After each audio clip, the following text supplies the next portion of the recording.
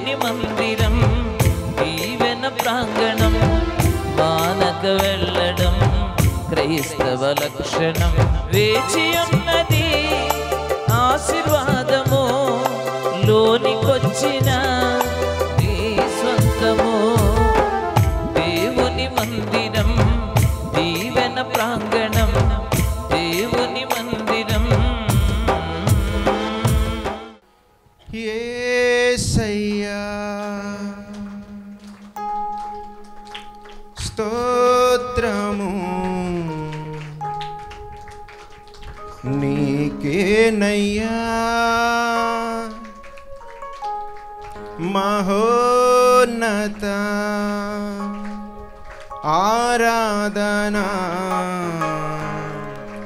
నీకే ప్రభు యేసయ్యా స్తోత్రము నీకేనయ్యా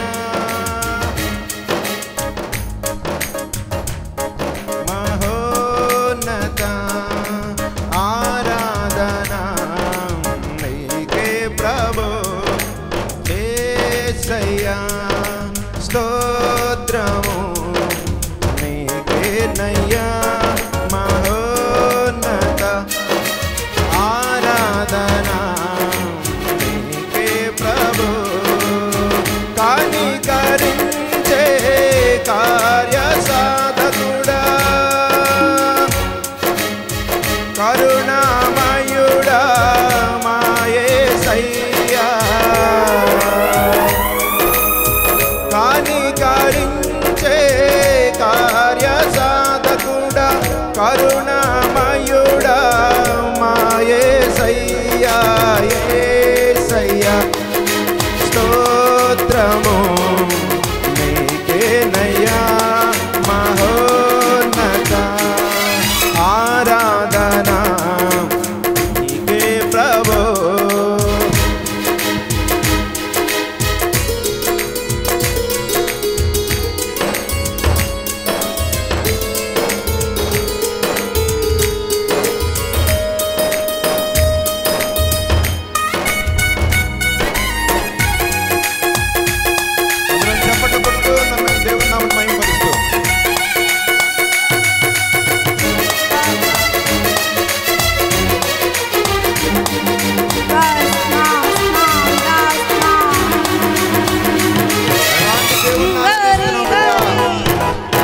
మరణము నీకు కలవంచే మృత్యువు నీకు నమస్కరించే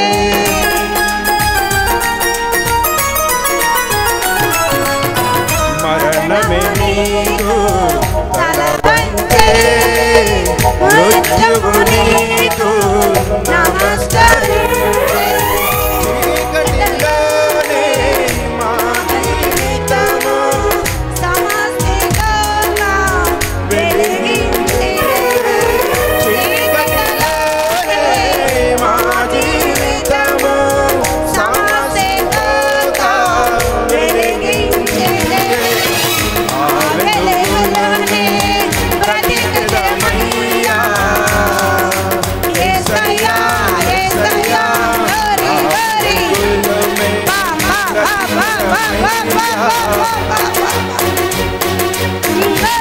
సాక్షిగమే జీవించెదము నీ సాక్షిగమే జీవించెదము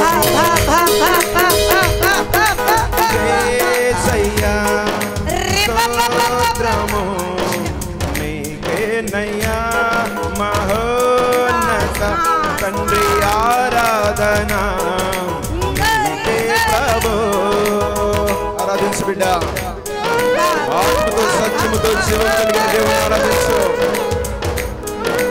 మహిమాన్వితమైన తండ్రిని గణపరుస్తూ ఆరాధించు సమస్తము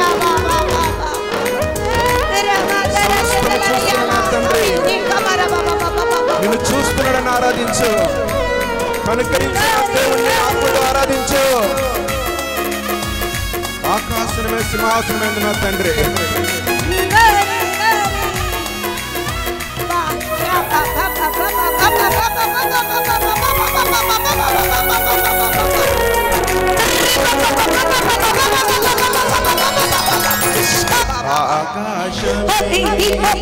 సింహాసనము భూమిని పాదపీఠము.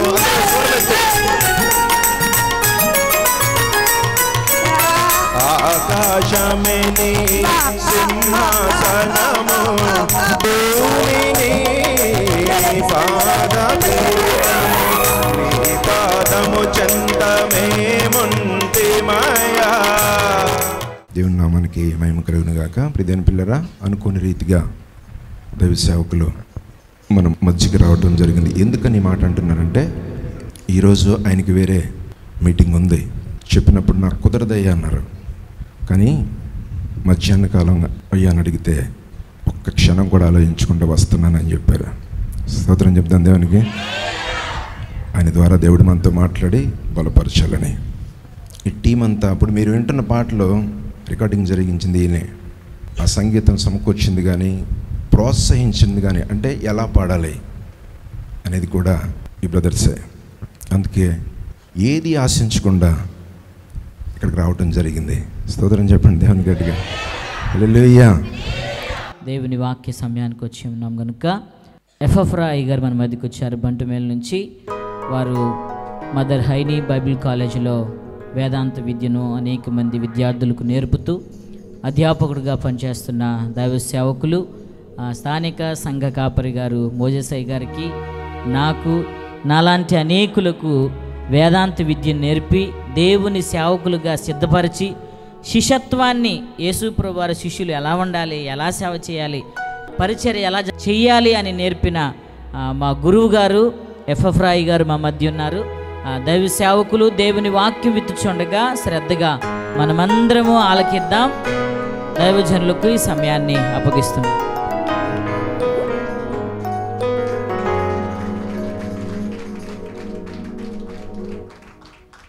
దేవుని పరిశుద్ధ నామానికి మహిమ కలుగునుగాక. చేతులెత్తి ప్రభువుకు స్తోత్రాలు చెల్లిదా. హల్లెలూయా. కృప కలిగినటువంటి దేవుడు ఈ ప్రత్యేకమైనటువంటి దినాన్ని చేరి వచ్చిన మనందరికీ ఒక ఈవిగా ప్రభువు దయచేయగా, గత కాలమంతా కూడా తన ఆశ్చర్యమైన నమ్మకత్వాన్ని ఈ తండ్రి కృపా సన్నిధి పరిచర్యల మీద ప్రభువు ఉంచి 3 సంవత్సరములు ఈ మందిరము ప్రతిష్ఠించిన నాటి నుండి తన కృప కాపుదల భద్రతను క్షేమాన్ని విశ్వాసులకు ఈ ప్రాంతవాసులకు ప్రభువు దయచేస్తూ 4వ సంవత్సరములో అడుగు పెట్టడానికి ఈ మందిర వార్షికోత్సవ మహోత్సవములో ప్రభువును గణపరచడానికి ప్రభువు ఇచ్చినటువంటి కృపలో, అదే కృపలో అల్పుడనగు నేను కూడా మీతో కూడా కలిసి ఈ సంతోషములో పాలు పొందటానికి దేవుడు నాకు ఇచ్చినటువంటి ఈ ధన్యతను ఆధిక్యతను బట్టి ప్రభువుని ఎంతగానో స్తుతిస్తూ నా వందన వచ్చినని తెలియచేస్తున్నాను. మరి నన్ను ప్రేమించి ఈ పరిచర్యకు ఆహ్వానించిన మా ప్రియులు, అభిషక్తులు, సహోదరులు, మరి మా విద్యార్థి దైవజనులు మోజెస్ గారికి, వారి సతీమణి కృపా అమ్మగారికి కుటుంబం తరపున ప్రత్యేకమైన వందనాన్ని తెలియచేస్తూ ఉన్నాను. మరి చక్కనిగా కార్యక్రమాన్ని అధ్యక్షులుగా ఉండి నడిపిస్తున్న ప్రియ తమ్ముడు, నా శిష్యుడు గోపి, దేవుని సేవకులు గోపి, ముచ్చులుగుంట అనేటువంటి గ్రామంలో కింద నుంచి పరిచర్యను ప్రారంభించి నాటికి అద్భుతంగా పరిచర్యను జరిగిస్తూ ఉన్నారు. తమ్ముడికి కూడా ప్రత్యేకమైన వందనాన్ని తెలియచేస్తున్నారు. మరి దేవుని సేవకుల ఆశీర్వాదం గారికి, ఇక్కడ ఉన్నటువంటి సహోదరులకు, మరి ఈ ప్రత్యేకమైన సమయంలో ఇంతవరకు కూడా అద్భుతమైనటువంటి అభిషేకాన్ని కలిగి చక్కగా పాడగలిగినటువంటి కృప పొందుకొని అనేక స్థలాల్లో దేవుని చేతులు అద్భుతమైన సాధనముగా వాడబడుతున్న మా ప్రియ చెల్లి ప్రత్యేకమైనటువంటి వందనాన్ని తెలియచేస్తున్నారు. మరి తమ్ముడు రాజు గురించి ఎంత చెప్పినా తక్కువే. దేవుని సేవకులు, తండ్రి సమానులు వినయ్ కుమార్ అయ్య గారి కుమారులు 3 కూడా అద్భుతమైనటువంటి పరిచర్యలు అభిషేకాన్ని కలిగి వాడబడుతున్నారు. తమ్ముడు రాజుకు దేవుడిచ్చినటువంటి జ్ఞానము, మరి సంగీత పరిచర్యలో ఇంచుమించుగా అన్ని తలాంతులు కలిగి ఇవి నిలబడి వాక్యం చెప్పగలిగినటువంటి కృప కూడా దేవుడు తమ్ముడికి ఇచ్చారు. మరంత మాత్రమే కాకుండా మోజెస్ గారికి వారికి ఉన్నటువంటి పరిచయములో ఇప్పటికే 2 ఆల్బమ్స్ మరి రిలీజ్ అవ్వడానికి, అవి అనేక మందికి దీవెనకరంగా ఆశీర్వాదకరంగా మారడానికి మరి తమ్ముడు చేసినటువంటి సంగీతం ఎంతగానో మరి దీవెనకరంగా మారింది అని చెప్పటంలో ఎంతో సంతోషిస్తూ ఉన్నాను. 3వ ఆల్బమ్ కూడా సిద్ధం చేయడానికి తమ్ముడు మోయస్ గారిని బలపరిచారు, ప్రోత్సహించారు. చక్కని సూచనలు సలహాల మేరకు అద్భుతముగా ఆ ఆల్బమ్ కూడా సిద్ధపరచబడిందని విని సంతోషించాం. ఈ దినాన దాన్ని కూడా మనము ప్రతిష్ఠించబోతుండగా మరి తమ్ముడికి ఇంకా రాబోయే దినాల్లో ఇంకా ఉన్నతమైన అభిషేకాన్ని ఇచ్చి ఇంకా గొప్ప గొప్ప పరిచర్యలో సాధనాలుగా వాడబడాలని నేను కోరుతూ ప్రార్థన చేస్తానని తెలియజేస్తూ తమ్ముడికి కూడా ప్రత్యేకమైన వందనాలు, చంటి గారికి కూడా ప్రత్యేకమైన వందనాలు తెలియజేస్తున్నాను. ఈ శ్రేష్ఠ సమయంలో చేరి వచ్చిన మీ అందరికీ వందనాలండి. అందరికీ వందనాలు. దేవుడు మిమ్మల్ని, మీ కుటుంబాలను, సంఘాన్ని దీవించునుగాక. ఇక తడవు చేయక ఈ పూట దేవుని వాక్యాన్ని మనము ధ్యానం చేద్దాం. 2 వచన భాగాలు మీ ముందు ఉంచుతాను.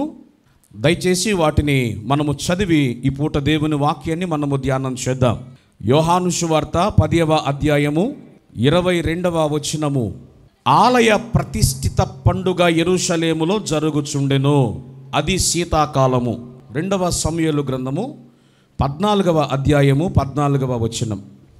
మనమందరమును చనిపోవుదుము కదా, నేలను ఒలికిన మీదట మరల ఎత్తలేని నీటి వలె ఉన్నాము. దేవుడు ప్రాణము తీయక తోలివేయబడినవాడు తనకు దూరస్థుడు కాకయుండుటకు సాధనములు కల్పించుచున్నాడు. చదవబడిన ఈ వచన భాగాలను మన వినికిడిలో ప్రభువు దీవించి మనందరితో మాట్లాడును గాక. గట్టిగా ఆమేన్ చెప్పండి. ప్రభువుకు స్తోత్రాలు చెల్లిద్దాం. హల్లెలూయా. ప్రియులారా, జాగ్రత్తగా నా వైపు చూస్తూ వాక్యాన్ని వినాలని ప్రేమతో మనవి చేస్తున్నాను. యోహాను సువార్తలో చదువుకున్న లేఖన భాగంలో రాయబడిన మాట ఏమిటి అంటే, ఆలయ ప్రతిష్ఠిత పండుగ యెరూషలేములో జరుగుతుంది. అది ఏ కాలమట? శీతాకాలము అని వ్రాయబడింది. మరి దేవుని మహా ఉచితమైన కృప, ఈ తండ్రి కృపా సన్నిధి పరిచర్యలు దేవుడు ఏర్పాటు చేసుకున్నాడు, దేవుని ఉద్దేశంలో సేవకుడు ఉన్నాడు అనడానికి ఈ వచన భాగమే నిదర్శనము అని నేను భావిస్తున్నాను. కారణం ఏమిటంటే, ఆ దినములలో యెరూషలేములో నిర్మించబడినటువంటి ఆ యొక్క ఆలయ ప్రతిష్ఠిత పండుగ ఏ కాలములో జరిగిందట? శీతాకాలము. ఈనాడు దేవుడు మనకిచ్చినటువంటి ఈ మందిరము, ఈ ప్రతిష్ఠిత పండుగ ఏ కాలములో జరుగుతుంది? శీతాకాలములో. స్తోత్రం. అంటే చూడండి, దేవుని చిత్తము, దేవుని ప్రణాళిక, దేవుని ఉద్దేశాలు ఈ పరిచర్య పట్ల, తన సేవకుని పట్ల ఏ విధముగా ఉన్నాయో ఆలోచన చేస్తే చాలా ఆశ్చర్యం అనిపిస్తుంది. దేవుని ప్రణాళికలో ఒక వ్యక్తి ఉన్నాడు అనడానికి కొన్నిసార్లు వాక్యాలే మనకు నిదర్శనంగా కనిపిస్తూ ఉన్నాయి. నేను వచ్చిన తర్వాత ప్రియుల ద్వారా ఒక అద్భుతమైనటువంటి సాక్ష్యాన్ని విన్నాను. చాలా ప్రతికూలమైన పరిస్థితులలో ఈ సంవత్సరం ఆల్బమ్ చేయగలుగుతానా లేదా అనేటువంటి ఆలోచనలో వారు ఉండగా, వారి ఉద్దేశాలను ఎరిగినటువంటి దేవుడు, అప్పటికే దేవుని సేవకుడు ఆయన ప్రణాళికలో ఉన్నాడు గనుక ప్రతికూలమైనటువంటి పరిస్థితులను అనుకూలముగా మార్చి దేవుడే ద్వారాలు తెరిచి ఆల్బమ్ సిద్ధం చేయడానికి సహాయం చేశారు. స్తోత్రం చెప్పండి. వాక్యంలో ఉన్న మాట, ఆశ కలిగిన ప్రాణమునట దేవుడు మేలుతో తృప్తిపరుస్తాడట. వారు దేవుని పట్ల వారికి ఉన్న ఆసక్తి, నేను కాలేజీలో వారికి ఉన్నటువంటి పరిచయాన్ని బట్టి సాధారణంగా నాకున్న కొద్దిపాటి సంగీత పరిజ్ఞానముతో అప్పుడప్పుడు ఏవైనా కీబోర్డ్ మీద ట్యూన్స్ ప్లే చేసి ప్రియులకు పంపిస్తే వెంటనే 2వ రోజు నేను కాలేజీకి వెళ్ళేసరికి వారు రాసినటువంటి పదాలకు ఈ ట్యూన్స్ కలిపి నా ముందు పాట పాడినటువంటి కృప దేవుడు వెంటనే వారికి ఇచ్చాడు. దేవునికి స్తోత్రం. హల్లెలూయా. ఎందుకంటే కొన్ని తలాంతులు దేవుడు కొందరికే ఇస్తాడు. సాధారణముగా నాకున్నటువంటి కృపను బట్టి ఏదో 2-3 పాటలు రాయగలిగాను, కానీ కొన్ని సంవత్సరాల క్రితం వాటిని ఇప్పటి వరకు నేను స్వరపరచలేకపోయా. కానీ ప్రియులకు ఇచ్చినటువంటి జ్ఞానం ఏమిటంటే వారి మనసులోనికి ఏదైనా ఒక తలంపు, ఒక భావజాలము అనేది వచ్చిన వెంటనే దానిని పాటగా మార్చి పాడగలిగినటువంటి కృప దేవుని సేవకులకు ఇచ్చారు. దేవునికి స్తోత్రం. హల్లెలూయా. పిల్లలు, ఈ ఆశీర్వాదపు పరిస్థితులని ప్రక్కన పెడితే ఈ పూట మీ ముందు కొద్ది నిమిషాలు దేవుని వాక్యాన్ని మాట్లాడాలని ఆశపడుతూ ఉన్నాను. సాధారణముగా దేవుని మందిరములో కూడుకున్నటువంటి మనము చాలా ఆశతో దేవుని సన్నిధికి వచ్చాము. ఈ పూట దేవుడు నాతో ఏదో మాట్లాడాలి అనేటువంటి కృపచేత ఈ కూడికను దేవుడు ఏర్పాటు చేశాడు అని ఒకసారి ఆలోచన చేయండి. అసలు ఈ దినాలన్నీ కూడా ఏ దినాలంటే క్రిస్మస్ దినాలు. ఇంచుమించు నవంబర్ 25వ తారీఖున ప్రారంభించబడినటువంటి సంతోషం నేటికి కూడా పగలేమి, మధ్యాహ్నమేమి, రాత్రి ఏమి ఎక్కడ చూసినా కోలాహలము కనబడతా ఉంది, ఆనందము కనబడతా ఉంది, ఆర్భాటము కనబడతా ఉంది, ఉత్సాహ సునాదములు వినిపిస్తూ ఉన్నాయి, సంతోషకరమైనటువంటి కేకలు, అరుపులు మనకు వినిపిస్తున్నాయి. దీని వెనక కారణం ఏమిటి అంటే రక్షకుడు ఈ లోకానికి వచ్చాడు. అసలు రక్షకుడు ఈ లోకానికి ఎందుకు వచ్చాడు అనేటువంటి ఆలోచన మనము చేస్తే ఈ పూట రక్షకుడు ఈ లోకానికి రావటం వెనక ఉన్న ఉద్దేశము, వచ్చిన రక్షకుడు ఆయనను ఆరాధించటానికి మనకిచ్చిన మందిరం యొక్క ప్రాముఖ్యత కొద్ది నిమిషాలు మీ ముందు మాట్లాడాలని నేను ఆశపడుతున్నాను. 2వ వచనాన్ని మనం చదువుకున్నాం కదా. 2వ సమూయేలు గ్రంథము 14వ అధ్యాయము 14వ వచనములో వ్రాయబడినటువంటి ఆ వచనము 2వ భాగములో మీరు జాగ్రత్తగా ప్రియులారా పరిశీలన చేసినట్లయితే అక్కడున్న మాట ఏమిటో తెలుసా? దేవుడు ప్రాణము తీయక తోలివేయబడిన వాడు తనకు దూరస్తుడు కాకుండుటకు సాధనములు కల్పించుచున్నాడు అనే మాట ఉంది అక్కడ. ఈ మాట చదవగానే నాకు చాలా ఆశ్చర్యం అనిపించింది. అక్కడ రాయబడిన మాట ఏమిటి? దేవుడట ప్రాణము తీయక తోలివేయబడినవాడు. బైబిల్ గ్రంథములో తోలివేయబడిన వాడెవడు అని ఆలోచన చేస్తే మరలా మనం ఎక్కడికి వెళ్ళాలి? ఆది కాండములోనికి వెళ్ళాలి. దేవుడు ఒక ఉద్దేశముతో మానవులను కలగజేశాడు. ఏమిటి ఆయన ఉద్దేశం అంటే యెషయా గ్రంథము 43వ అధ్యాయము 7వ వచనాన్ని 21వ వచనాన్ని మీరు చదువుకుంటే అక్కడ వ్రాయబడిన మాట 7వ వచనములో అంటాడు, నా మహిమ నిమిత్తము నేను సృజించిన వారు అంటాడు. 21వ వచనములో అంటాడు, నా జనులు నా స్తోత్రమును ప్రచురము చేయుదురు అంటాడు. అంటే మానవుడు కారణ జన్ముడు అని మనం మాట్లాడుతూ ఉంటాం. దేవుని వాక్యం కూడా అదే చెబుతా ఉంది. దేవుని సేవకులు కూడా అదే చెబుతున్నారు. ఏమిటి కారణం? మానవుని దేవుడు ఎందుకు కలగజేశాడు అంటే ఆయనను మహిమపరచడానికి, ఆయనను గణపరచడానికి, ఆయన స్తోత్రమును ప్రచురము చేయడానికి. కనుకనే చూడండి, దేవుడు మానవుని ప్రేమించాడు గనుక మానవుని కలగజేయడానికంటే ముందుగా మానవునికి కావలసిన సమస్తమును కూడా మాటతో కలగజేశాడు. ఆయన మానవుని ప్రేమించాడు గనుక సృష్టిని మాటతో కలగజేశాడు. కానీ మానవుని మాత్రం తన స్వహస్తాలతో నిర్మించినట్లుగా లేఖనాలు వ్రాయబడుతూ ఉన్నాయి. లేఖనాల్లో వ్రాయబడిన మాట, మన పోలికలో నరుని చేయుదుము అనుకున్నారట. త్రిత్వమైనటువంటి దేవుడు, తండ్రి అయిన దేవుడు, కుమారుడైన దేవుడు, పరిశుద్ధాత్ముడైనటువంటి దేవుడు మన పోలికలో నరుని చేయుదుము అనేటువంటి ఆలోచన కలిగిన వారై మంటి నుంచి నరుని కలగజేసినట్లుగా లేఖనాలు తెలియజేస్తూ ఉన్నాయి. దేవునికి స్తోత్రం. మనము మంటి నుంచి చేయబడినది ఎంత వాస్తవమో ఈ మన్నుకు మహిమ పొందటం కూడా అంతే వాస్తవం. మీరు అనుకోవచ్చు, మానవుడు మట్టి నుంచి వచ్చాడు కాబట్టి ఈ మట్టి మరలా మట్టిలో కలవాలి.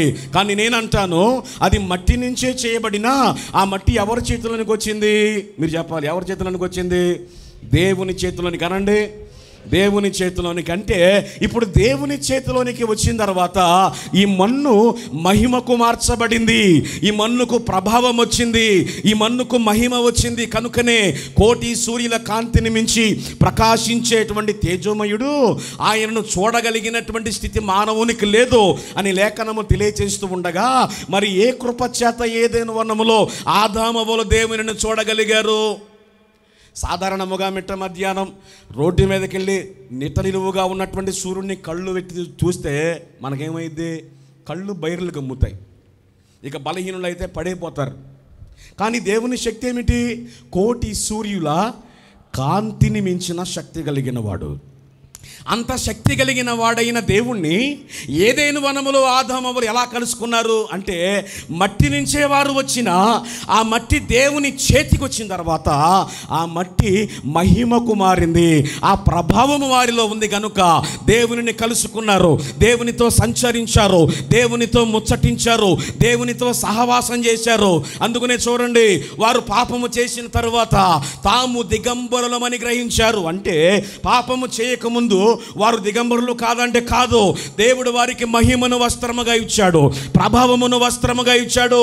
కానీ దేవునికి సహవాసము చేయవలసిన వారు, దేవునిని మహిమపరచవలసిన వారు దేవుని సహవాసాన్ని విడిచి అపవాదికి వాని మాటకు విన్న తర్వాత దేవుడిచ్చిన మహిమ వస్త్రం ఏమైపోయింది? కోల్పోయారు. వారు దిగంబరులైపోయారు, దేవునికి విరోధముగా పాపము చేసిన వారైపోయారు. అప్పటికి ఒక ఉద్దేశంతో భూమిని కలగజేసిన ఆయన, సమస్త సృష్టిని సృజించిన ఆయన వారిని పిలిచి అన్నాడు, ఇదిగో మీరు భూమిని నిండించండి, దీన్ని ఏలండి అన్నాడు. రూల్ ద ఎర్త్ అన్నాడు. అంటే దీన్ని పాలించమని చెప్పాడు. అంటే దేవుడు వారికి ఏమి ఇచ్చాడు? అధికారము. అనండి, గట్టిగా చెప్పాలి. దేవుడు వారికి ఇచ్చిన అధికారం వారు కలిగి ఉండాలి. భూమిని ఏలవలసిన వారుగా ఉండగా దేవుని సహవాసాన్ని విడిచి అపవాదితో సహవాసం చేయటం ప్రారంభించిన తర్వాత, ఎప్పుడైతే అపవాదికి లోబడ్డారో, లోనయ్యారో, దేవుడిచ్చిన అధికారం ఇప్పుడు ఎవరి చేతులకు వెళ్ళిపోయింది? అది. అందుకనే చూడండి, యోహాను పత్రికలో రాయబడిన ఒక మాట ఏమిటంటే, లోకము దుష్టుని యందున్నది. చెప్పండి, ఎక్కడుంది? అంటే ఇప్పుడు ఈ లోకనాథుడు ఎవరు? అపవాది. కనుకనే ఈ లోకనాథుడు అపవాది. కనుక యేసుక్రీస్తు ప్రభువారు సశరీరుడు ఈ లోకానికి వచ్చిన తర్వాత 40 దినాలు ఆయన ఉపవాసం ఉన్నప్పుడు ఆయనను శోధించిన అపవాది ఒక ఎత్తైన శిఖరం మీదకి యేసయ్యను తీసుకెళ్ళి అంటాడు, నీవు నా పాదములకు మ్రొక్కితే ఇదంతా నీకు. అంటే దాని అర్థం ఏమిటి?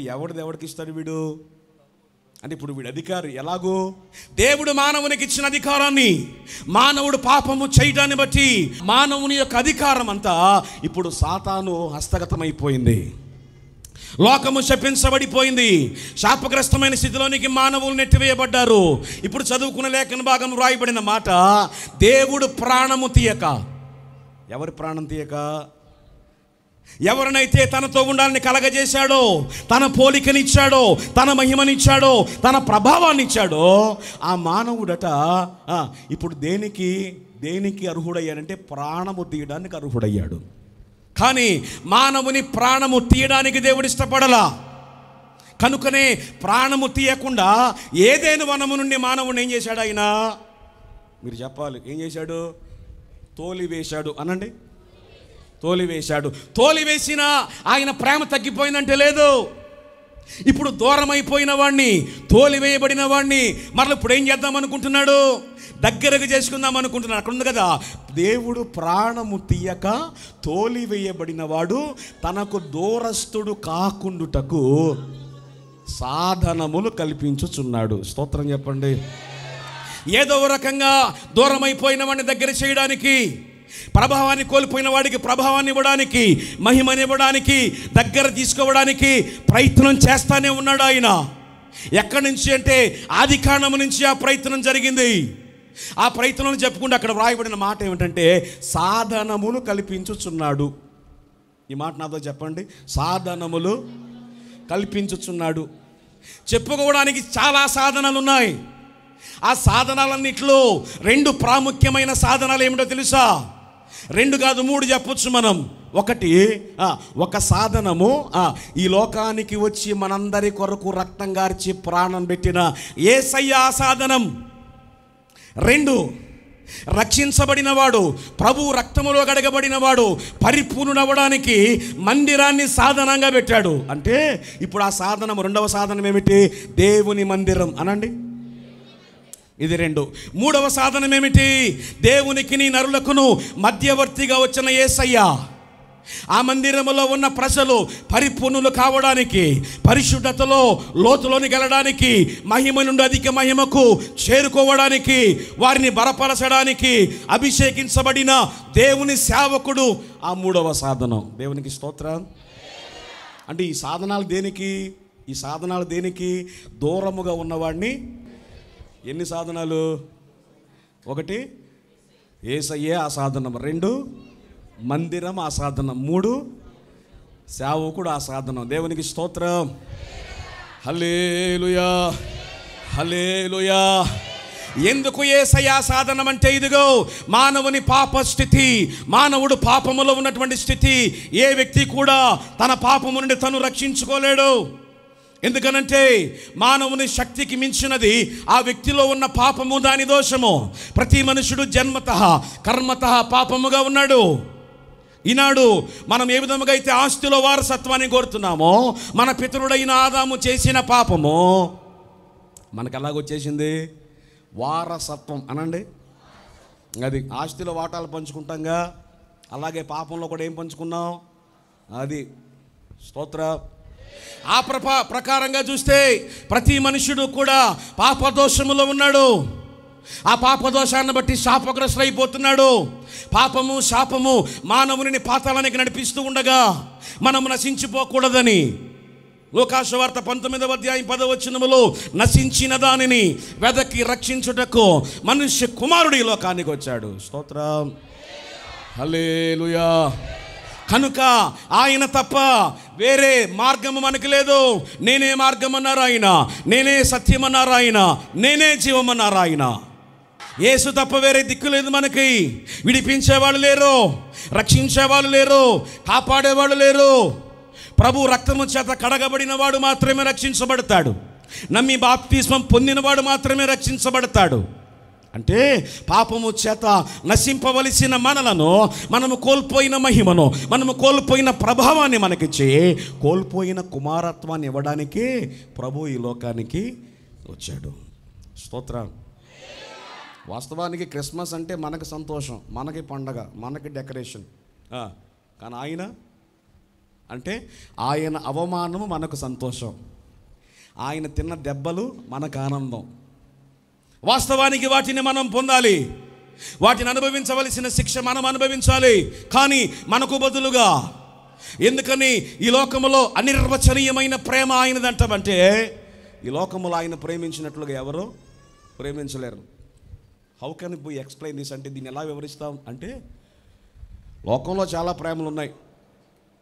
ఉదాహరణకి భార్య భర్తల ప్రేమ తీసుకోండి. ఇప్పుడు సీరియస్గా భార్య వచ్చి darling do you love me అందనుకోండి, భర్త దగ్గరికి వచ్చి, అంటే నువ్వు నన్ను ప్రేమిస్తున్నావు అంటే, అఫ్ కోర్స్ వై నాట్, అందుకే నిన్ను భరిస్తున్నా అంటాడు. సరే ఇదిగో ఈ చాకు తీసుకుని ఒకసారి పొడుచుకో నా కోసం అందనుకో, పొడుచుకుంటాడా? అది ఆయన పొడుచుకోవడం కాదు, ఆమెను పొడిచేస్తాడు. స్తోత్రం చెప్పండి. అంటే ఈ లోకంలో ప్రేమలు ఉన్నాయి, కానీ ప్రతి ప్రేమ కూడా హద్దు కలిగిన ప్రేమ. There is a boundary for every love. ప్రతి ప్రేమ స్వార్థంతో కూడుకున్నదే. హద్దు కలిగిన ప్రేమలే ఉన్నాయి, కానీ యేసయ్య ప్రేమ హద్దు లేని ప్రేమ, ఎల్లలు లేని ప్రేమ. ఒక ఆయన అన్నాడు, ప్రపంచంలో ఉన్నటువంటి సముద్రములో ఉన్నటువంటి నీరంతా కూడా సిరాగా మారిపోయి, ఈ ప్రపంచంలో ఉన్నటువంటి చెట్ల ఆకులన్నీ కూడా పేపర్గా మారిపోతే, ఆయన ప్రేమను గూర్చి వర్ణించగా ఇంకా రాయవలసింది చాలా. అది స్తోత్రం చెప్పండి. అగాపే లవ్ అంటే ఏమి ఆశించని ప్రేమ, త్యాగపూరితమైన ప్రేమ. మనల్ని ప్రేమిస్తున్నాడు ఆయన, మనము నశించకూడదని. యోహాను సువార్త 3:16లో దేవుడు లోకముని ఎంతో ప్రేమించెను, అద్వితీయ కుమారునిగా పుట్టిన వాని యందు విశ్వాసముంచు ప్రతివాడు నశింపక నిత్య జీవం పొందినట్లు ఆయనను మనకు అనుగ్రహించాను. అంటే నీకు నిత్య జీవము రావడానికి మార్గముగా యేసయ్య ఈ లోకానికి వచ్చాడు. ఆయన మరణించాడు గనుకనే మనం బ్రతికాం. అంటే ఆయన స్థానాన్ని మనకిచ్చాడు, మన స్థానాన్ని. అది Christmas is nothing but it is a exchange. అంటే మార్పులు చేర్పులు చేసుకోవటమే. ఏమిటి మార్పు? మన స్థానంలోనికి ఆయన వచ్చారు, ఆయన స్థానంలోనికి మనం వెళ్ళాం. ఆయన స్థానం ఏమిటి? కుమారునిగా తండ్రి కుడి పార్శ్వమున కూర్చునే స్థానం. అది వాస్తవానికి ఏదైనా వనములో ఆది దంపతులైన ఆదామవ్వకి దేవుడిచ్చాడు, కానీ ఆజ్ఞను అతిక్రమించి దేవుని కుడి పార్శ్వమున కూర్చునే కృప వారు కోల్పోయారు, దూరమైపోయారు, అగాధములోకి వెళ్ళిపోయారు, శాపములోనికి వెళ్ళిపోయారు, నాశనానికి వెళ్ళిపోయారు, పాతాళానికి పోతున్నారు. వారు పాతాళానికి పోవటం ఇష్టం లేక దూరస్తుడైన వాడిని మరలా సమీపముగా తెచ్చుకోవడానికి, దగ్గరగా చేసుకోవడానికి కుమారుణ్ణే మార్గముగా ఈ లోకానికి ఆయన పంపించాడు. స్తోత్రం, హల్లెలూయా. ఇది ప్రభు యొక్క కృప, అది మొదటి సాధనం. ఇక రెండవ సాధనం దగ్గరకు వస్తే దేవుని మందిరము అనండి కదా. ఈ పూట ఏమిటి మనకు పండగ? మందిర వార్షికోత్సవ ప్రతిష్ఠిత పండుగ. స్తోత్ర. ఎందుకని మందిరం ప్రాముఖ్యం అంటే ప్రాముఖ్యమే. వాస్తవంగా ప్రియులారా, దేవుడు నివసించే స్థలాలు బైబిల్ గ్రంథంలో మనం చూడగలుగుతాం. దేవుడు నివసించేటువంటి స్థలాలను జాగ్రత్తగా పరిశీలన చేస్తే 5 స్థలాలు. చెప్పండి ఏమిటది? దేవుడు నివసించే స్థలాలు ఎన్ని? గట్టిగా చెప్పాలి. వాస్తవంగా ఈ 5 పట్టుకుంటే ఒక 2 గంటలు మాట్లాడవచ్చు, కానీ ఇక టాపిక్ అది కాదు. 5 స్థలాలు ఏమిటంటే, నెంబర్ 1, ఆదికాండములో దేవుని ఆత్మ జలముల మీద అల్లాడుచుండెను. అది దేవుడు నివసించిన మొదటి స్థానం. రెండవ స్థానము, మోషే కాలములో ఇశ్రాయేలీయులను కనానుకు తీసుకెళ్ళడానికి దేవుడు కోరుకున్నది ప్రత్యక్షపు గుడారము. చెప్పండి, ఇది రెండవ స్థానం. మూడవ స్థానము, సొలొమోను కాలములో దావీదు దేవుని కొరకు మందిరాన్ని కడదామనుకున్నాడు, కానీ దేవుడు అన్నాడు, నువ్వు కాదు నాయన మందిరాన్ని కట్టేది, నీ కుమారుడైన సొలొమోను నా కొరకు మందిరాన్ని కడతాడు. అంటే మూడవ స్థలం ఏమిటి? దేవుడు నివసించే మూడవ స్థలం దేవుని మందిరం అనండి. దేవునికి స్తోత్రం, హల్లెలూయా. నాలుగవది ఏమిటి? కనిపించే దేవుని మందిరమే కాదు, ఇక నీవే ఆలయముగా మారాలన్నాడు. అంటే మన హృదయమే దేవుని, గట్టిగా చెప్పాలి, ఆలయం. అది దేవుడు నివసించే 4వ స్థానం. ఇక 5వది ఏమిటి? దేవుడు ఆరాధించడానికి దేవుడు ఏం కోరుకున్నాడంటే మందిరము లేక సంఘము. దేవునికి స్తోత్రం. ఎక్కడ ఉంటాడు ఆయన? ఎక్కడ ఉంటాడు?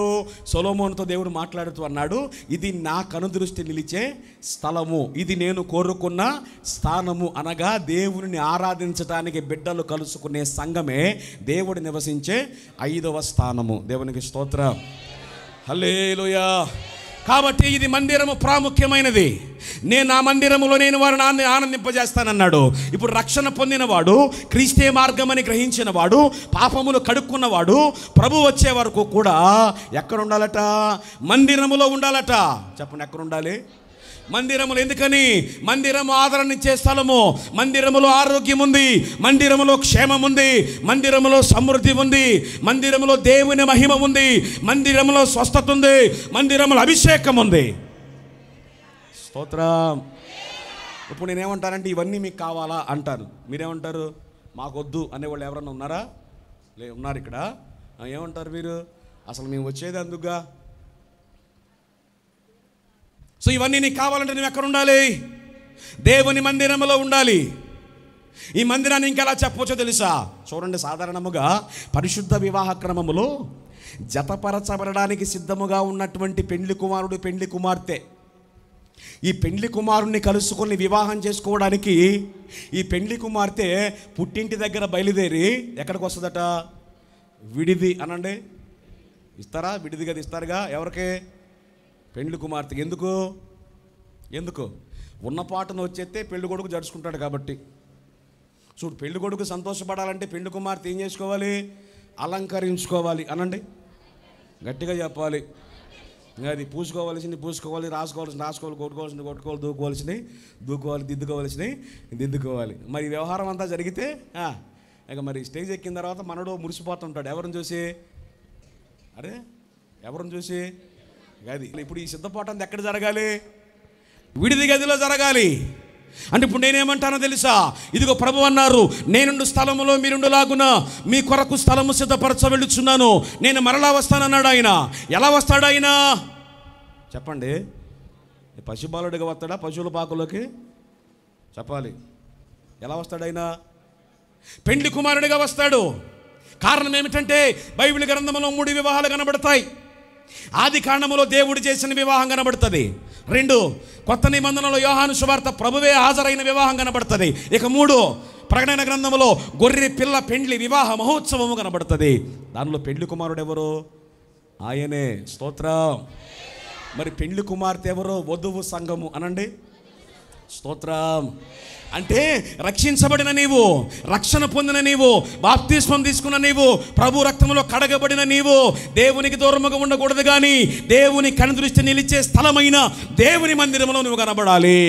నిన్ను నీవు అలంకరించుకోవాలి, నిన్ను నీవు దిద్దుకోవాలి, నిన్ను నీవు క్రమపరుచుకోవాలి, నీ జీవితాన్ని సరి చేసుకోవాలి, భక్తిలో ఎదగాలి, ఆత్మ ఫలాన్ని పొందుకోవాలి, ఆత్మ వరములతో నింపబడాలి, పరిశుద్ధాత్మాభిషేకాన్ని పొందుకొని నీవు వెలగాలి, అనేక మందిని వెలిగించాలి. ఇదంతా జరగాలంటే నువ్వు ఎక్కడికి రావాలి? ఇదంతా జరగాలంటే నువ్వు ఎక్కడ ఉండాలి? గట్టిగా చెప్పాలి, స్తోత్రం చెప్పాలి కదా. సాధారణంగా విడిది గదిలో అద్దం ఉంటుంది, దువ్వని ఉంటుంది, ఈ రెండు ప్రాముఖ్యం. ఇక మిగిలిన మేకప్ ఐటమ్స్ అంటారు ఈ మధ్యలో వచ్చినాయి అన్నీ కూడా. సో ఏదేమైనా ఎన్నున్నా ఇవన్నీ దేనికి అంటే పెండ్లి కుమారుడు సంతోషపడేటట్లుగా పెండ్లి కుమార్తె సిద్ధపరచబడడానికి. కానీ ఈ రోజున చాలామంది విశ్వాసులు ముదిరిపోయారట భక్తిలో. అందులోకి కరోనా వచ్చిన తర్వాత అంతా కూడా యూట్యూబ్ ఆన్లైన్ ప్రేయర్స్కి అలవాటు పడిపోయారట.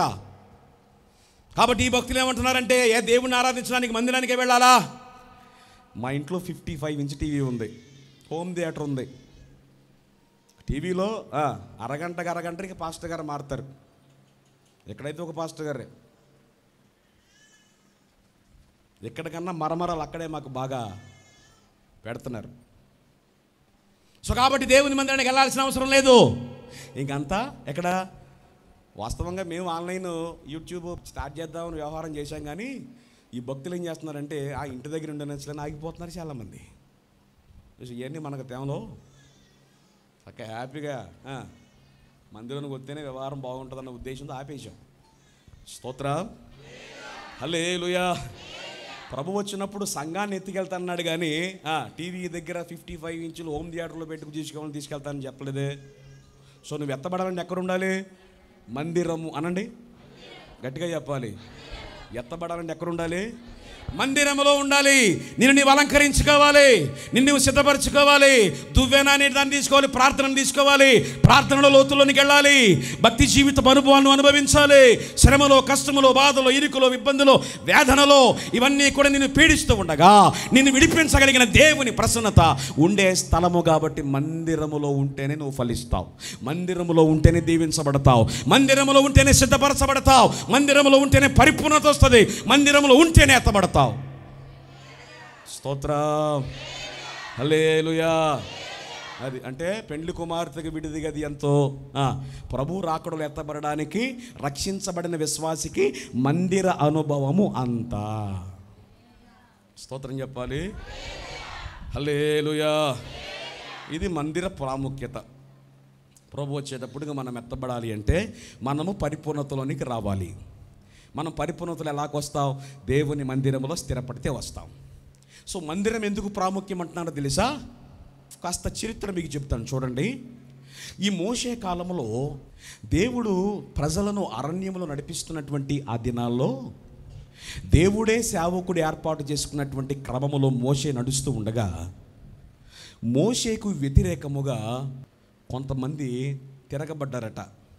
ఆ వ్యక్తులను మనం పరిశీలన చేస్తే కోరాహు, దాతాను, అభిరాము, ఓను అనే 4 వ్యక్తులు. ఈ 4 వ్యక్తులు 250 మందిని పోగేశారట. ఎవరికి వ్యతిరేకంగా? సేవకునికి వ్యతిరేకంగా. స్తోత్ర. అది దేవునికి నచ్చలేదు. కాబట్టి దేవుడు అన్నాడు, రేపు ఉదయానికల్లా ఈ 254 మంది గుడారాల దగ్గర ఎవరు ఉండటానికి వీల్లేదు. ఈ 254 మంది నాకు ఎదురు తిరిగారు కాబట్టి, నా సేవకుని ఎదిరించారు కాబట్టి, వారి గుడారాలతో సహా మింగివేయినట్లుగా నేను భూమికి ఆజ్ఞ ఇస్తున్నాను అని భూమికి ఆజ్ఞ ఇవ్వగా భూమి నెరవిడిచట ఈ 254 మందిని అమాంతంగా మింగేసిందట. స్తోత్ర. మీరు ఆలోచన చేశారా? వారి కుటుంబాలతో సహా అందరూ చనిపోయారట. కానీ ఆశ్చర్యం ఏమిటి అంటే కోరహు కుమారులు చావలేదు అని ఉంది వాక్యంలో. స్తోత్రం, హల్లెలూయా. కోరహు కుమారులు ఏమలేదట? కోరహు కుమారులు చావలేదంటండి. ఎందుకు చావలేదంట అంటే వారట ఈ భయంకరమైన ఉపద్రవము జరిగినప్పుడు ప్రత్యక్షపు గుడారములో ఉన్నారట. వారు ప్రత్యక్షపు గుడారం అంటే ఏమిటి? దేవుని సన్నిధి. దేవుని సన్నిధి అంటే దేవుని మందిరం. దేవుని మందిరములో ఉన్నారు గనుకనే ఈ కీర్తనలో వారు రాసిన కీర్తనలో అంటారు, నీ సన్నిధిలోనే వారికి స్థలం ఉంది అంటారు, పిచ్చుకలకు స్థలం ఉంది అంటారు. అంటే మందిరములో వారు ఉండి బ్రతికారు కాబట్టి వారు ఏమంటున్నారంటే, ఆ రోజు ఉపద్రవములో మా తండ్రులు చేసిన దోషము శాపముగా మా మీదకి రావాలి, మేము చనిపోవలసిన వారమై ఉన్నాం, కానీ మేము మా వారితో లేకుండా మందిరములో ఉన్నాం కాబట్టి బ్రతికి బట్టగట్టాం అన్నారు. స్తోత్రం, హల్లెలూయా.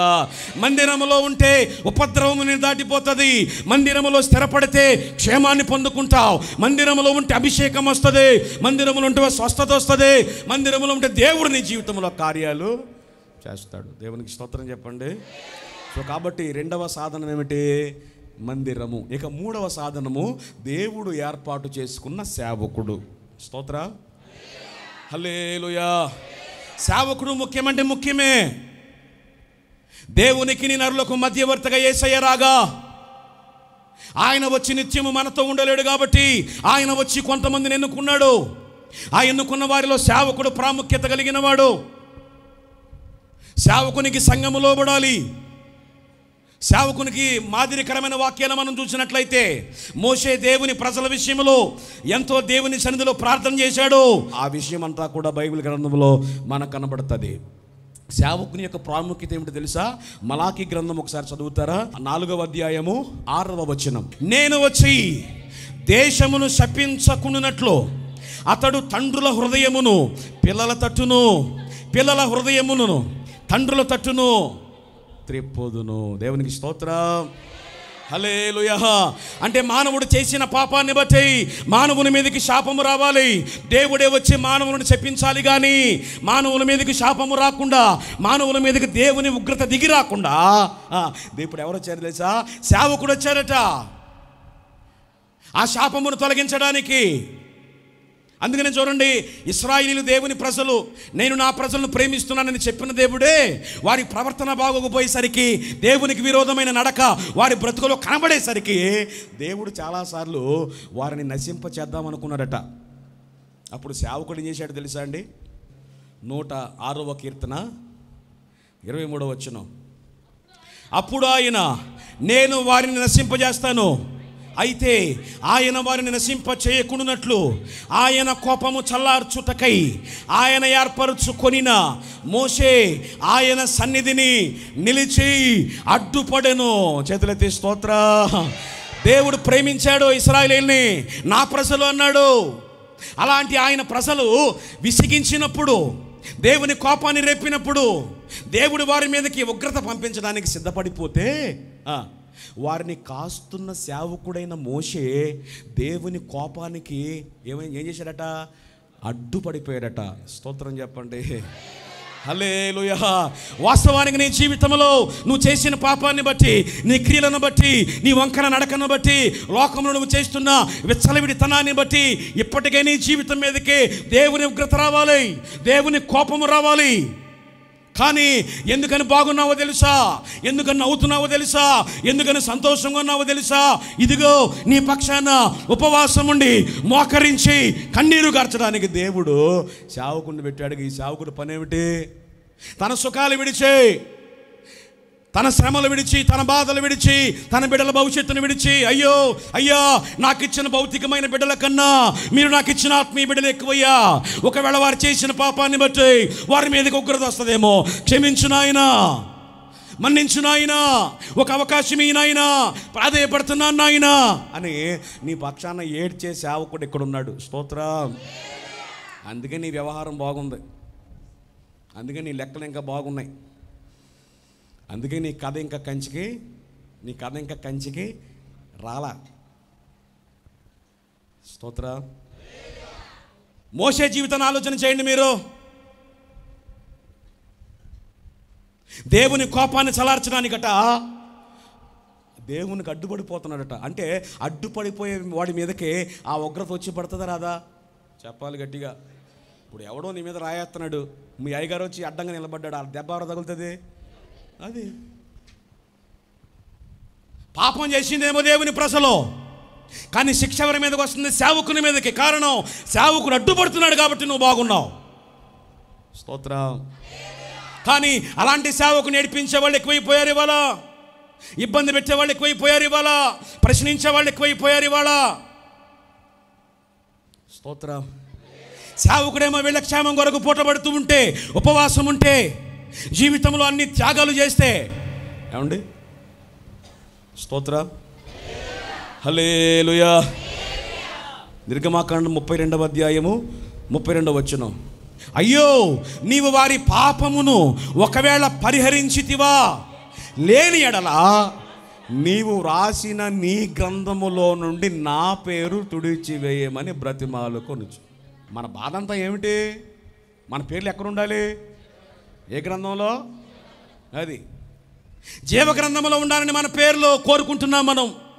ఇంత భక్తి, ఇంత నిష్ఠ, ఇంత పరిశుద్ధత, ఇంత నీ దేనికంటే ఏ విధము చేతనైనా ఇక్కడ లెక్కల్లో మన పేరు లేకపోయినా పర్లేదు, కానీ ఆ జీవ గ్రంథంలో మన పేరు ఉండాలి. కానీ ఇప్పుడు మోషే ఏమంటున్నాడు? అయ్యా, నీ ప్రజలను క్షమించితివా సరే, వాళ్ళని మన్నించావా సరే, వాళ్ళని మన్నించని పక్షములో, వారిని క్షమించని పక్షములో, వారి మీద నీ ఉగ్రత ఆపుకొని పక్షములో అసలు జీవ గ్రంథంలో నా పేరు తీసేయి. అసలు ఎవడైనా తెగించి మాట మాట్లాడతాడా? నా పేరు లేకపోయినా పర్వాలేదు, కానీ నీ ప్రజలు బాగుండాలి. అది కదా సేవకుని మనసు. మరి అలాంటి సేవకునికి ఎదురెలా తిరుగుతున్నారు వారు? అంటే ఒక మాటలో చెప్పాలంటే తమ వేలుతో తమ కన్ను పొడుచుకుంటున్నారు. ఒకసారి ఆలోచన చేయండి. మోషే బ్రతికిన సంవత్సరాలు 120. ఎన్ని? 120. 120ని 3 భాగాలు చేయండి. 40 40 40. అవునా? 40 40 40. మొదటి 40 ఏమిటి? మొదటి 40 ఏమిటి? ఫరో కుమార్తెకు కుమారుడు పెరిగాడు. మనోడు వ్యవహారం ఏమిటో తెలుసా? అది మామూలు విషయం కాదు. ఐగుప్తులో ఉన్న సకల విద్యలు నేర్చుకున్నాడట. అంటే ఇక మోసే క్యాడర్ ఏమిటంటే, ఈ సపోజ్ టు బి ద ఫరో.